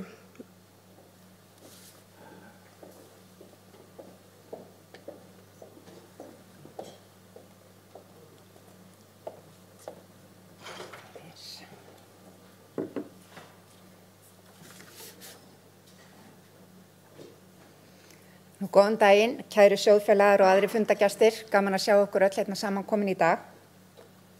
Ég heiti Soffía og fer fyrir eignastýringasviði Birtu og hef gert það frá stofnun þessa sjóðs. Eins og komið að var inn á að þá ber okkur samkvæmt 30. grein lífeyrissjóðalagana að gera grein fyrir fjárfestingastefnu lífeyrissjóðsins á ársfundi hans og rétt eins og síðastliðin ár að þá hef ég tekið það hlutverk að mér. Ásamt því að fara yfir fjárfestingastefnur beggja deilda, þar að segja samtryggingar og séreignadeildar sjóðsins, ætla ég einnig að tæpa á nokkrum atriðum varða til að mynda ávöxtun helstu eignaflokka á síðasta ári og hlutfallslega skiptingu þeirra í eignasafninu í árslok 2024. Ég ætla að byrja þessa yfirferð á samtryggingadeildinni. Hér má sjá fjárfestingastefnu samtryggingardeildar fyrir árið 2025. Hún og var samþykkt af stjórn sjóðsins og framkvæmdastjóra þann 1. desember síðastliðinn. Þessi dálkur í töflunni sýnir eignasamsetningu viðkomandi eignaflokks í árslok 2024 og þá sýnir þessi flokkur eða dálkur markmiðssetningu ársins 2025 fyrir þessa sömu eignaflokka. Taflan hér fyrir neðan sýnir að það mat stjórnar sjóðsins og starfsfólks hans að þessi fjárfestingastefna geti skilað samtryggingadeild sjóðsins alltaf 6,3% raunávöxtun á árinu 2025 með 6,3% flökti ávöxtunar á milli mánaða. Þá það jafnframt mat stjórnar og starfsfólks að langtíma horfur endurspegli 4,6% raunávöxtun til lengri tíma eins og fjárfestingastefnan var sett fram og samþykkt í desember síðastliðnum. Þess má geta að langtíma horfur miðast við sögulega ávöxtun helstu viðmiðunar vísitalna eignaflokka stefnunar 10 ár aftur í tíman miða við þá markmiðssetningu sem hér kemur fram. Helstu breytingar á stefnunni á milli ára fela í sér hækkun á hlutfalli erlendra hlutabréfa úr 26% í 27% og á hlutfalli sérhæfðra fjárfestinga úr 12,5 í 13,5%. Undir síðarnefnda eignaflokkin falla óskráðar fjárfestingar, bæði innlendar og erlendar, í hlutdeildarskírteinum eða hlutum annarra sjóða sameiginlega fjárfestingu. Á móti þessum hækkunum lækkar hlutfall skuldabréfa með ríkisábyrgð úr 15% í 13,5% og hlutfall skuldabréfa bæjar- og sveitarfélaga úr 5,5 í 5%. Einnig áttu sér stað minni háttar breytingar á vikmörkum einstakra eignaflokka á milli ára. Nú þá minni ég á að fjárfestingarstefnan á heimasíðu Birtu, en í henni má finna nánari upplýsingar hvernig hún mótuð og ákvörðuð. Eins og þegar hefur komið fram var síðasta ár verulega gott ávöxtunarlega séð og til að mynda talsvert betra en árið á undan, það árið 2023.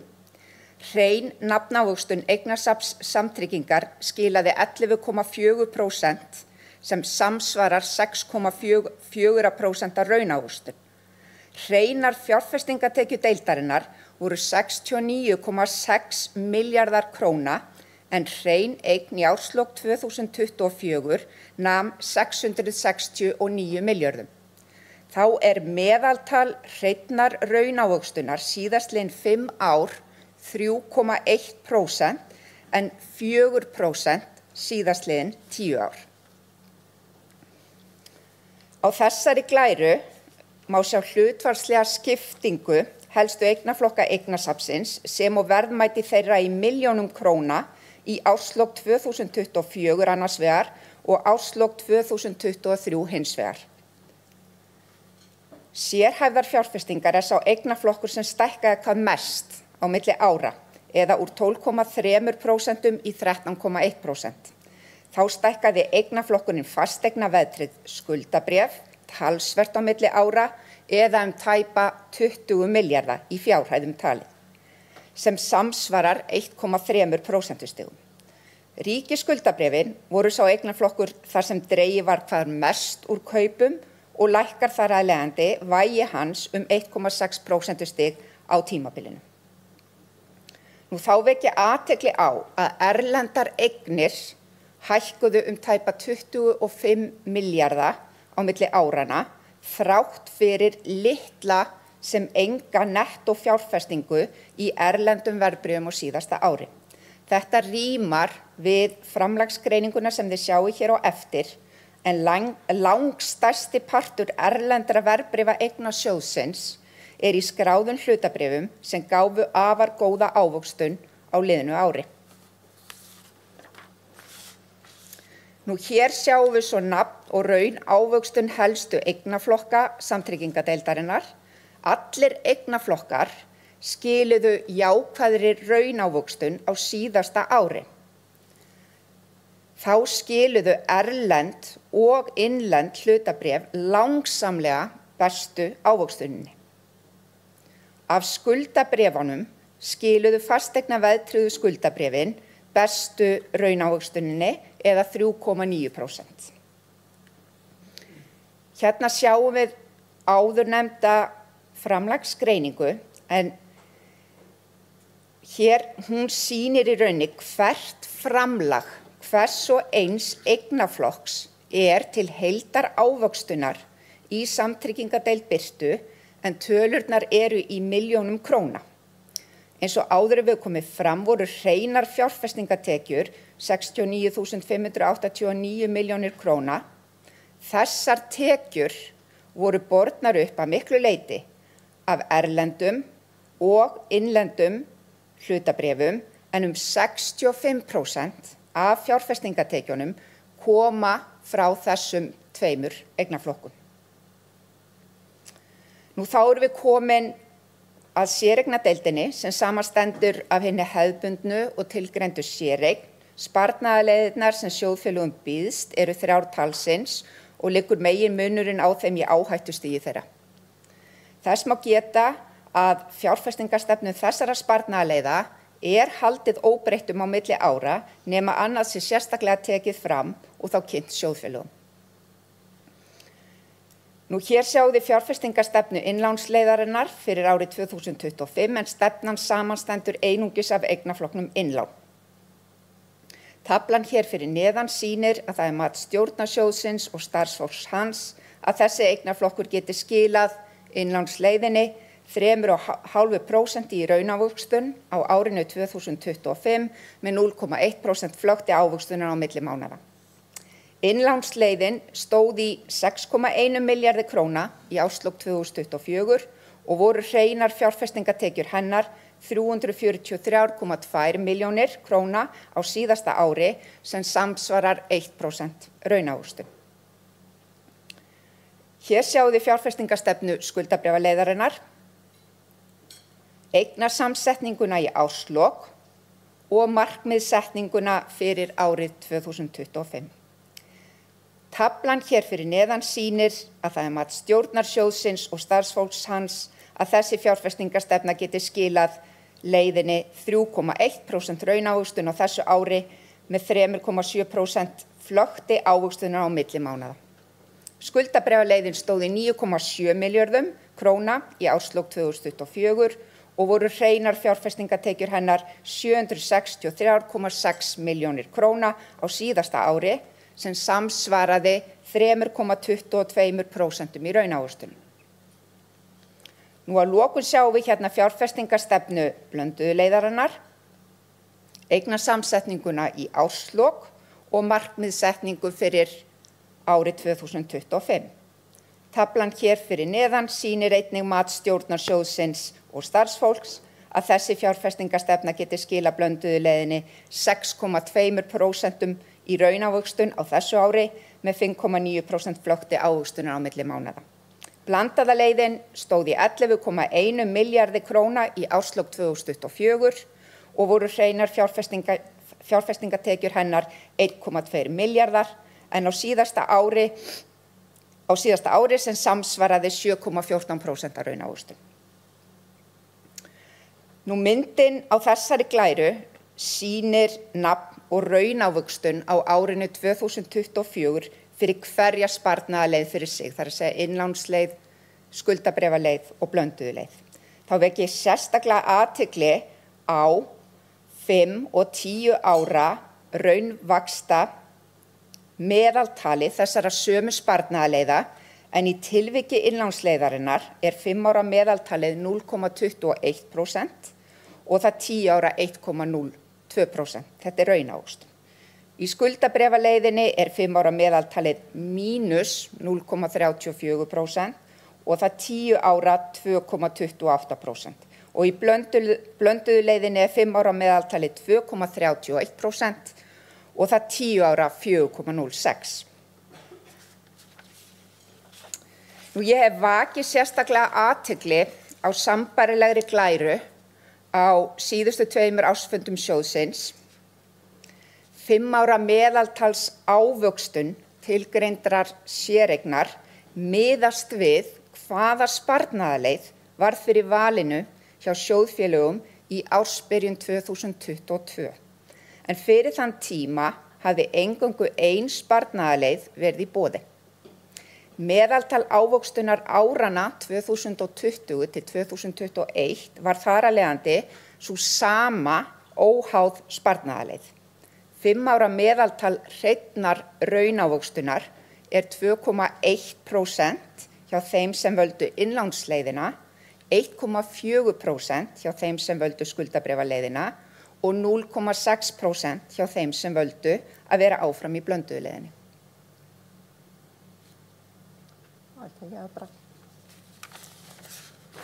Takk fyrir.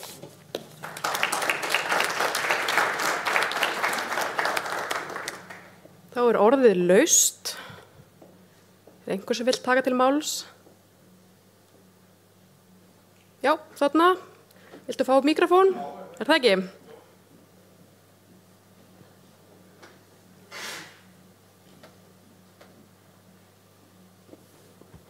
Góðan daginn, Þorgils heiti ég og sjóðfélagi. Ég þakka fyrir góðan fund. Það eru tvær spurningar sem ég langar að spyrja. Það er annars vegar sjóðurinn Blávarmi. Já. Mér langar að forvitnast aðeins hann. Kannski þú byrjar að svara því. Já, ég kom með hinna spurninguna líka. Já, það kannski var það sem gerðist á síðast ári. Þegar fráfarandi stjórn var, þá kom upp leiðindamál sem gerði það að verkum að fyrrverandi stjórnarformaður Pálmar Óli, hann samt undir ásökunum og allan var það Rafiðnaðarsamband Íslands lagði fram að hann myndi segja af sér sem stjórnarformaður og fleiri fóru fram á það og hann gerði það ekki og sagðist ætla að sitja áfram. Spurningin er svo, hefur Birta eitthvað gert í því að svona mál komi ekki upp aftur? Ég skal svara seinni spurningu. Já, ok. Svarna bara núna. Já, flott takk hérlega. Já. Já, spurningin varðar blávarma. Blávarmi sem sagt það er búið að leysa blávarma upp. Blávarmi var leystur upp í desembermánuði 2024. Hann var stofnaður árið 2019 af 14 lífeyrissjóðum utan sameiginlega fjárfestingu í Bláa lóninu. Það í rauninni tilurð blávarma. Og þetta var 30,03% hlutur sem að Blávarmi átti og í rauninni þegar sagan kannski aðeins lengri því að hún fer aftur til HS Orku því að HS Orka átti í rauninni þennan hlut og þegar lífeyrissjóðirnir keyptu til viðbótar, þessir sömu lífeyrissjóðir, hlut í HS Orku að þá tóku þeir Bláa láns hlutin út úr HS Orku og stofnuðu utanum eignarhaldsfélagið Blávarma.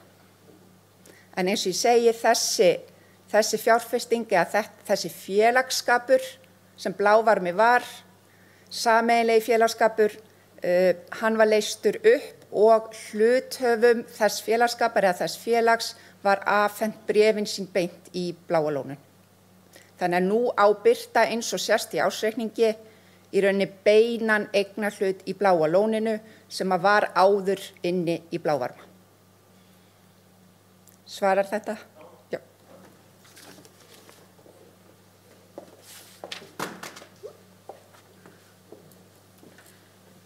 Ég ætla eftir bestu geta svara spurningunum hvað varðar Pálmar Óla sem að þú vísa til að hafi legið undir grun að hafa tekið þátt í broti á samkeppnislögum þegar hann starfaði hjá Samskip. Það nú þannig að stjórn æðsta vald Birtu. Við getum ekki rekið neitt úr stjórn. Við getum ekki sett reglur hvað varðar hverjir sitja í stjórn. Það eru fulltrúaráðin að hvorum væng fyrir sig sem að setja sér reglur hverjir sitja í stjórn og í lögum lífeyrissjóði kemur bara fram að viðkomandi verði að hafa hreint mannorð. Ég hef ekki ennþá rekist á neitt einstakling, ekki einu svona frímúrarreglan getur skilgreint hvað hreint mannorð er. Þannig að þar sem að Pálmar Óli hafði ekki fengið dóm, þá var hann ennþá með hreint mannorð af þeim sem að leggja þann skilning á það. Þannig að Birta hefur ekki gert neitt af því að við getum ekki gert neitt, við getum ekki ráðið eða rekið samstjórnendur, en það þá á vængjum, á hönd fulltrúaráði beggja aðila að setja sér reglur það. Ég vona að það svari spurningunni. Takk fyrir þetta. Eru fleiri hendur? Já, að muna nafnið. Guðjón, Emmitt. Ég langar að spyrja sjóðstjórann, nú situr þú í stjórn Blávarma. Ertu að þiggja þar laun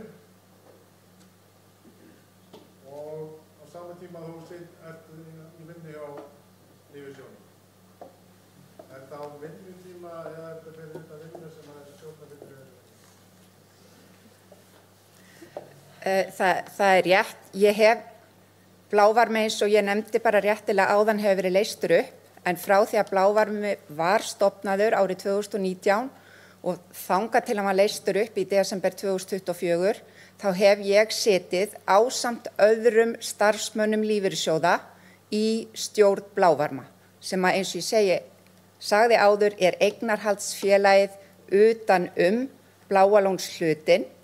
Ég hef þegið laun fyrir þessi stjórnarstörf enda hefur talsverð vinna fylgt þeim og sú vinna hefur yfirleitt átt sér stað þó að einhverjir fundir eigi sér stað á vinnutíma þá á að mestu leyti vinna sér stað utan vinnutíma. Eins hefðbundna vinnutíma. Eru fleiri hendur? Þá lít ég bara á þessum liði sé lokið og næst þá 5. liður dagskrár sem þá hluthafastefna eða eins og á vefnum þá birtist hún sem eigendastefna. En það svo að samkvæmt grein 655 í samþykktu birtu skal gera grein fyrir hluthafastefnu sjóðsins. Stjórn sjóðsins setur sjóðnum hluthafastefnu og ekki gert ráð fyrir hún sem borin sérstaklega undir atkvæðagreiðslu ársfundar. Hluthafastefnan var síðast endurskoðuð og staðfest á stjórnarfundi birtu 17. apríl 2024 og nú aðgengileg á heimasíðu birtu. Flytjum okkur þá í 7. lið dagskrár sem starfskjara stefna sjóðsins.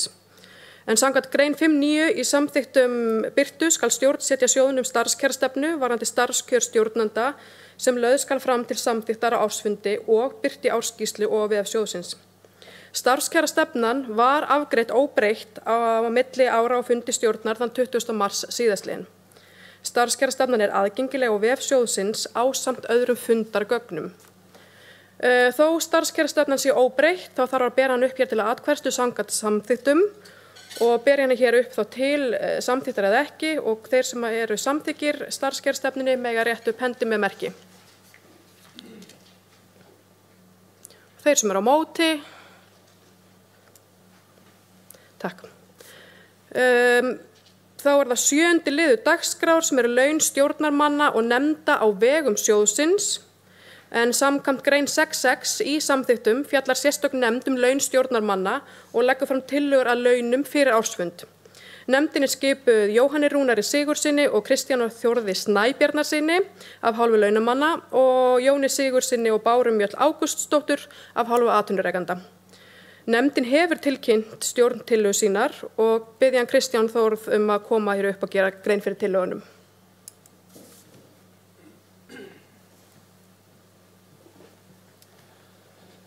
Já, takk fyrir þetta, kæru sjóðfélagar og félagar hér inni, gaman að sjá ykkur. Launanefnd Birtu lífeyrissjóðs kom saman til fundar í janúar og fór yfir þetta hlutverk hennar að rýna í launakjör stjórnarmeðlima sjóðsins og þetta svo sem ekki mjög mikil vinna í þessu eða ekkert róttækar breytingar en eins og formaður stjórnar sagði hér áðan að þá gerðu við breytingu í fyrra sem að síðasti ársfundur samþykti og það var varðandi fjölda og aukafunda sem að greiða mætti fyrir og það þetta helst inni. Nefndin rýndi það með fulltrúa stjórnar hvernig hefur tiltekist að beita þessu ákvæði og það nokkuð ljóst að reynslan af þessu góð hvað þetta varðar, þetta léttir á og eins og réttilega kom inn á áðan hjá formanni að þá hefur þetta nýst vel á milli ára. En á sama tíma í fyrra þá breyttum við líka úr frá fyrra verklagi þar sem við fylgdum launavísitölu Hagstofu Íslands og fórum yfir í að fylgja kjarasamningsbundnum hækkunum. Og í fyrra var það 3,25% sem að launin hækkuð og nú gerð tillaga að laun hækki 3,5% og verði eins og hér segir ef að fundurinn samþykkir að aðalmenn stjórnar fari upp í 150.678 krónur en var áður 145.000 rúmar. Formaður stjórnar hefur tvöföld laun aðalmanns og verður þá 301.356 krónur. Varaformaður stjórnar hefur 1,5 laun aðalmanns og fer þá í 226.017 krónur og síðan eru varamenn stjórnar sem fá þá greiðslu 33.662 krónur fyrir að vera varamenn og auðvitað síðan mánaðarleg greiðsla ef varamaður situr fund stjórnar sem aðalmaður. Og við í launanefndinni auðvitað leggjum þetta til hér við þennan fund og það fundarins að staðfesta og leggjum til að þetta taki gildi frá og með þessum fundi. Ég held að það sé ekkert voðalega mikið þetta að segja að öðru leyti. Nefndin kom saman á einu fundi þar sem að ég, Jóhann Sigurðsson og Hrönn Jónsdóttir mættum. Aðrir forfölluðust en var einhugur þetta í stjórninni og ekki gerðar athugasemdir við það í kjölfarið í tölvupóstsamskiptum. Þannig að legg þetta fyrir fundinn. Takk fyrir.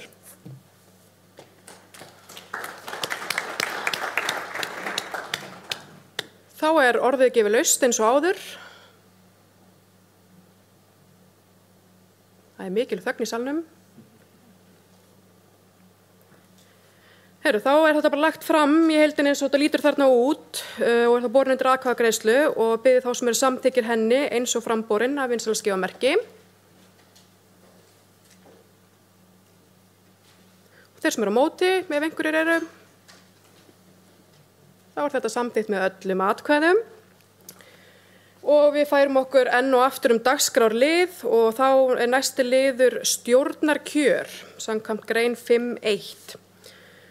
En fulltrúar launamanna í stjórn voru kjörnir á kjörfundi Birtu sem fór fram þann 9. apríl síðastliðinn og þeim fundi fengu Jakob Tryggvason og Bára Laxdal Halldórsdóttir umboð til 2 ára og Garðar Garðarsson umboð til 2 ára í varastjórn. Fulltrúar samtaka atvinnulífsins voru skipaði með skipunarbréfi dagsettu 18. mars síðastliðinn þar sem SA tilnefndi Ólöfu Lindu Sverrisdóttir og Sigurð R. Ragnarsson til 2 ára í stjórn sjóðsins og Guðbjörgu E. Guðmundsdóttir til 2 ára í varastjórn. Eina breytingin á stjórn á milli ára sú að Snæfríður Einarsdóttir sagði sig úr stjórn á starfsárinu og Bára Laxdal kom inn í hennar stað. Þannig eru aðalmenn fulltrúar launamanna Hafliði Kristjánssons til ársins 2026, Hrönn Jónsdóttir til 2026, Jakob Tryggvason til 2027, Bára Laxdal Halldórsdóttir til 2027. Varamenn Garðar Garðarsson til 2027 og þar sem að Bára var sjálfkjörinn sem aðalmaður, fellur hún sjálfkrafa niður umboð hennar sem varamaður. Aðalmenn fulltrúar samtaka atvinnulífsins eru þannig Þóra Eggertsdóttir til ársins 2026, Skúli Skúlason til 2026, Sigurður R. Ragnarsson til ársins 2027, Ólöf Linda Sverrisdóttir til ársins 2027 og varamenn eru Bolli Árnason til 2026 og Guðbjörg E. Guðmundsdóttir til ársins 2027. Og ég bið ykkur að gefa þá þessum kjörnum aðalum gott klapp.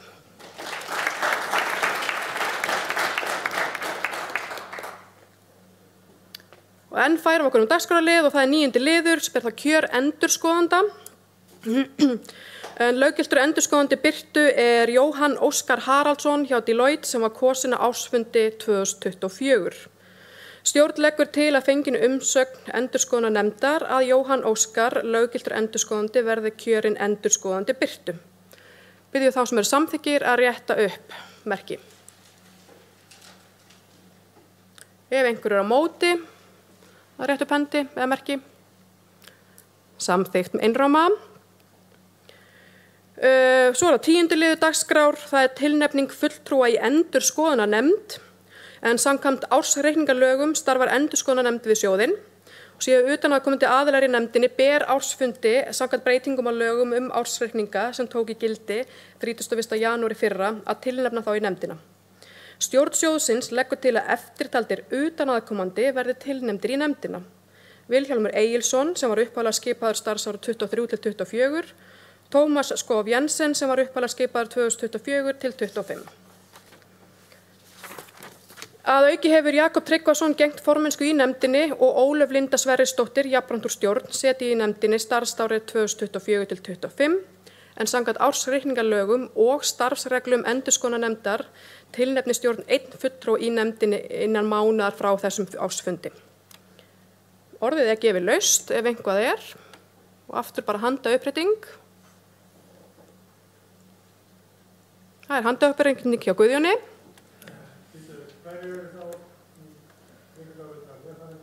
Við þurfum að fyrir streymið. Já. Ég að spá í einu, með Jakob. Ert þú í endurskoðunarnefndinni líka? Og þú ert í stjórninni?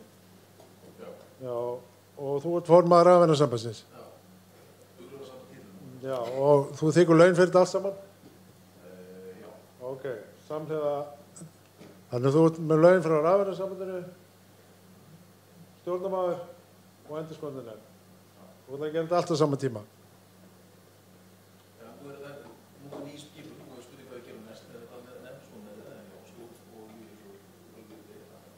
Það engin í það en ég geta spurt hann þetta yfir borðið en ég ætlaði bara að spyrja hann að þessu hvort það var ekki svolítið full mikið. Mér finnst þetta alveg nóg fyrir hann að vera bara formaður Rafiðnaðarsambandsins að þetta bara mín skoðun. Ég búinn að fá svar við þessu. Hann ætlar að þiggja laun og öllum finnst 3 þessum stöðum. Ég haldi það að vera formaður Rafiðnaðarsambandsins var alveg nóg.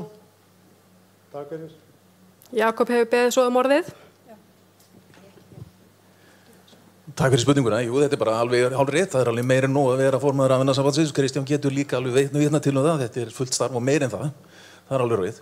Engu og síður staðan þannig einhvern veginn núna að við erum að, margt í farvatninu sem erum að vera einhvern veginn tengt lífeyrismálum. Það grænbókar, gerð og fleira sem svona einhvern veginn að koma. Ég hef verið tengdur ansi mörgum þessum málum, þannig ég sótti umboð og leyfi miðstjórnar Rafiðnaðarsambandsins að gefa að kosta mér í 1 tímabil í viðbót og það var niðurstaða í miðstjórnar Rafiðnaðarsambandsins að ég fekk grænt ljós á það og þannig stendur það núna. Það ekkert plan að verða síðan meira heldur en þetta eina tímabil en það vantarlega mjög líklega eftir þessu tímabili lokið þó erum við að ganga inn í næstu kjarasamningalótu og þá alveg augulega endanlega verður vantarlega ómögulegt að vera í þessu öllu saman. En þetta staðan akkurat núna. Stjórnarformaður allar að svara? Bara þannig að það liggi fyrir að á fyrsta fundi stjórnar að þá skipum við nefndarmenn fyrir hönd stjórnar í endurskoðunarnefndina. Þannig að það ekki sjálfgefið að Jakob verði þar áfram. Þannig að við heyrum líka í þér. Takk. Eru fleiri? Já.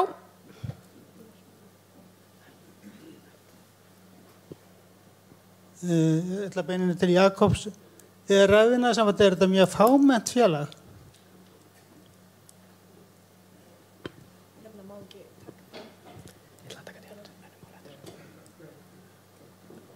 Rafiðnaðarsambandið samband núna 7 stéttarfélaga með einhvers staðar upp undir 6.000 félaga.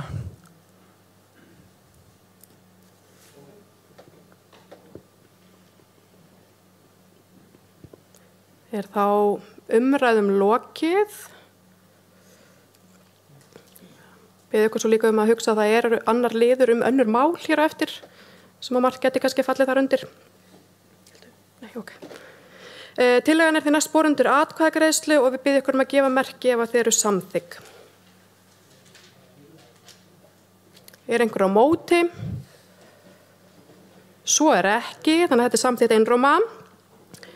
Og þá erum við komin í 11. lið dagskrár sem eru tillögur til breytingar á samþykktum en engar tillögur til breytingar á samþykktum liggja fyrir að þessu sinni en það þurft að berast í lok janúar síðastliðna í mandarétt. Þannig að við flytjum okkur bara beintni í næsta lið sem þá önnur mál eins og ég nefndi áðan en samkvæmt grein 6.5 í samþykktum þurfa tillögur til ályktunar sem taka á fyrir ársfundi að berast stjórn eigi síðar en viku fyrir ársfund. Samkvæmt þeim upplýsingum sem ég hef, þá hefur engin tillaga borist að þessu sinni. Þrátt fyrir að ekki séu önnur mál á dagskrá, löglega framborin auðvitað orðið laust og einhver kveða sér hljóðs. Hér þá vettvangur til þess að bera upp spurningar, en ekki kannski tími fyrir lengri ræður. Og bara, lyftið upp hendi ef að þið viljið koma einhverjum athugasemdum eða spurningum að hér undir önnur mál.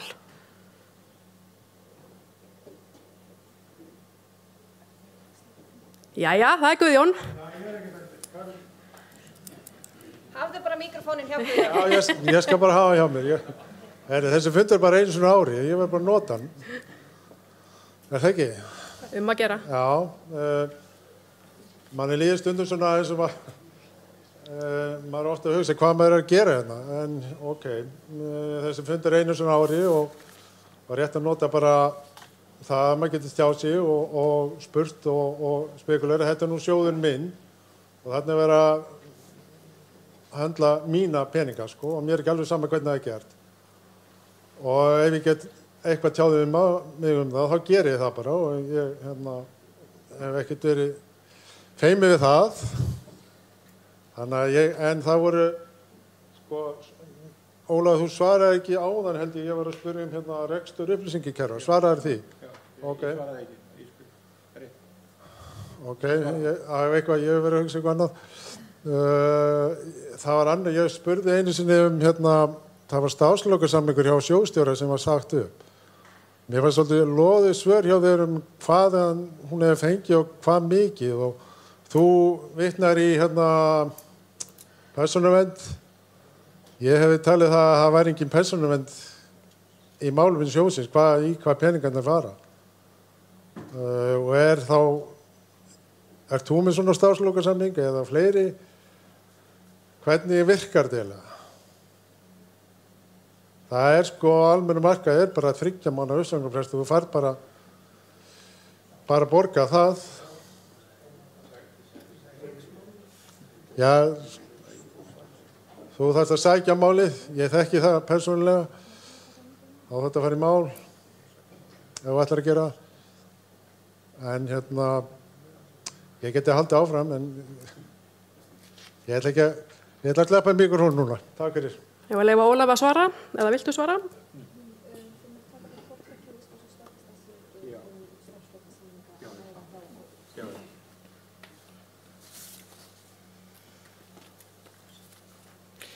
Ég er sammálaður að 700 milljarða sjóður með 100.000 réttafa ætti auðvitað að sitja langt fram eftir kvöldi einu sinni allavega á ári og ræða afkomuna, enda er þetta mjög mikilvæg skipulagsheild.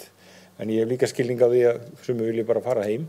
Sko, upplýsingatæknin hjá okkur er annars vegar kerfi sem rataði fréttirnar fyrir 4 árum og er kallað Jóakim og var þá rekið af Init og það er hjartað og líf sjóðsins, það heldur utan réttindi ykkar, það heldur utan allar eignir og það skráir iðgjöld og það hefur verið í þróun í hartnær 30 ár og við rekum það í samstarfi við eina 7 aðra lífeyrissjóði og eigum það sjálf og greiðum fyrir þá þjónustu þannig að rekstraraðili kerfisins sé sjálfbær á að borga fólki laun.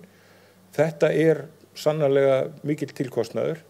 Þess fyrir utan þá rekum við ýmis kerfi eins og ég kom að áðan til að halda utan 28.000 snertingar við sjóðfélaga, gengur undir enska heitinu CRM-kerfi og svo eru þetta hugbúnaðarleyfi alls kyns.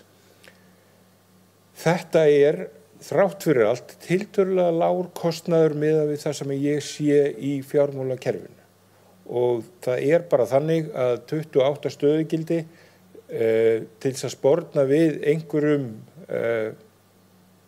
aukningu þá erum við að nota upplýsingakerfi til þess að draga úr þeirri þörf auka öryggi og það kostar þetta. Ég vildi gæti útlista þetta nánar fyrir ykkur en við þurfum að hýsa gögn, við þurfum að geyma þau, við þurfum að tryggja öryggi og við þurfum að tryggja að það sé ekki hægt að ráðast á sjóðin og fyrir það borgum við sérstaka lausn sem er kölluð EF5 frá Microsoft töluvert háar fjárhæðir.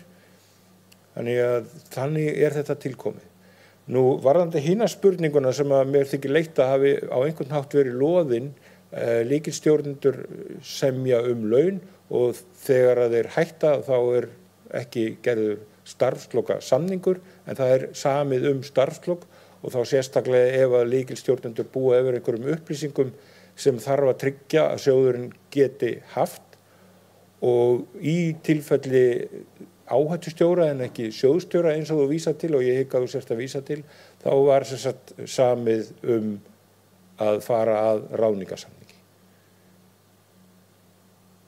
og það í ársreikningum Byrtu birtar upplýsingar laun allra lykilstjórnenda, þannig að það var samið. Þannig að ég veit ekki, þetta óljóst eða... Nei. En það ekki þannig að lykilstjórnendur séu í öllum tilfellum með 3 mánuði. Minn ráðningarsamningur gerir til að mynda ráð fyrir 6 mánaða starfslokum. Og ef þið reykja mig, þá, eða gerir samkomulag við mig, þá snýst málið það. Á ég að vinna á þessum tíma eða hætta. Annars eru launin mín auðvitað birt og þú mátt alveg koma og lesa samningi minn. Hann bara ætti að standa öllum opinn. Hann ekkit merkilegri en aðrir samningar.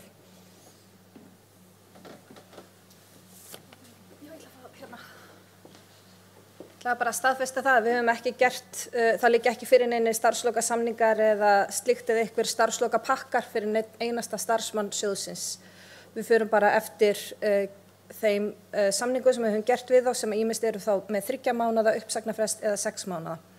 Þannig að, og 6 mánuðir heldur ekki slæmt þar sem að margir starfsmenn hafa verið gegna lykilstöðum og því mikilvægt oft að geta mjólkað út allar þær upplýsingar og öll þau gögn sem að þau kunna að bera. Þannig að það liggur fyrir. En einhver eingreiðsla, eitthvað umfram það ekki í boði hjá neinum og ekki þér heldur, Óli. Sorry. Þú ert hættur fyrir. Herru, já, eru fleiri? Veist þetta svo rólegt? Á ég bara að fara að ljúka þessu? Já. Ég hef búið að tala um að mér til 11 í kvöld, en já. Herru, ef það ekki fleiri, þá bara mælendaskrá lokið og bara komið að lokum ársfundar og ég leyfi mér að óska eftir heimild til að handa fundarstjóra og fundarritara til að ganga frá fundagerð síðar og birta hana síðan á VF Byrtu. Ef engar athugasemdir eru, þá bara lítið sem svo á sem samþykkt. Og að sjálfsögðu þakka ég sjóðsfélögum og starfsfólki fundarins og segi þar með ársfundi Byrtu lífeyrissjóðs 2025 slitið. Takk fyrir.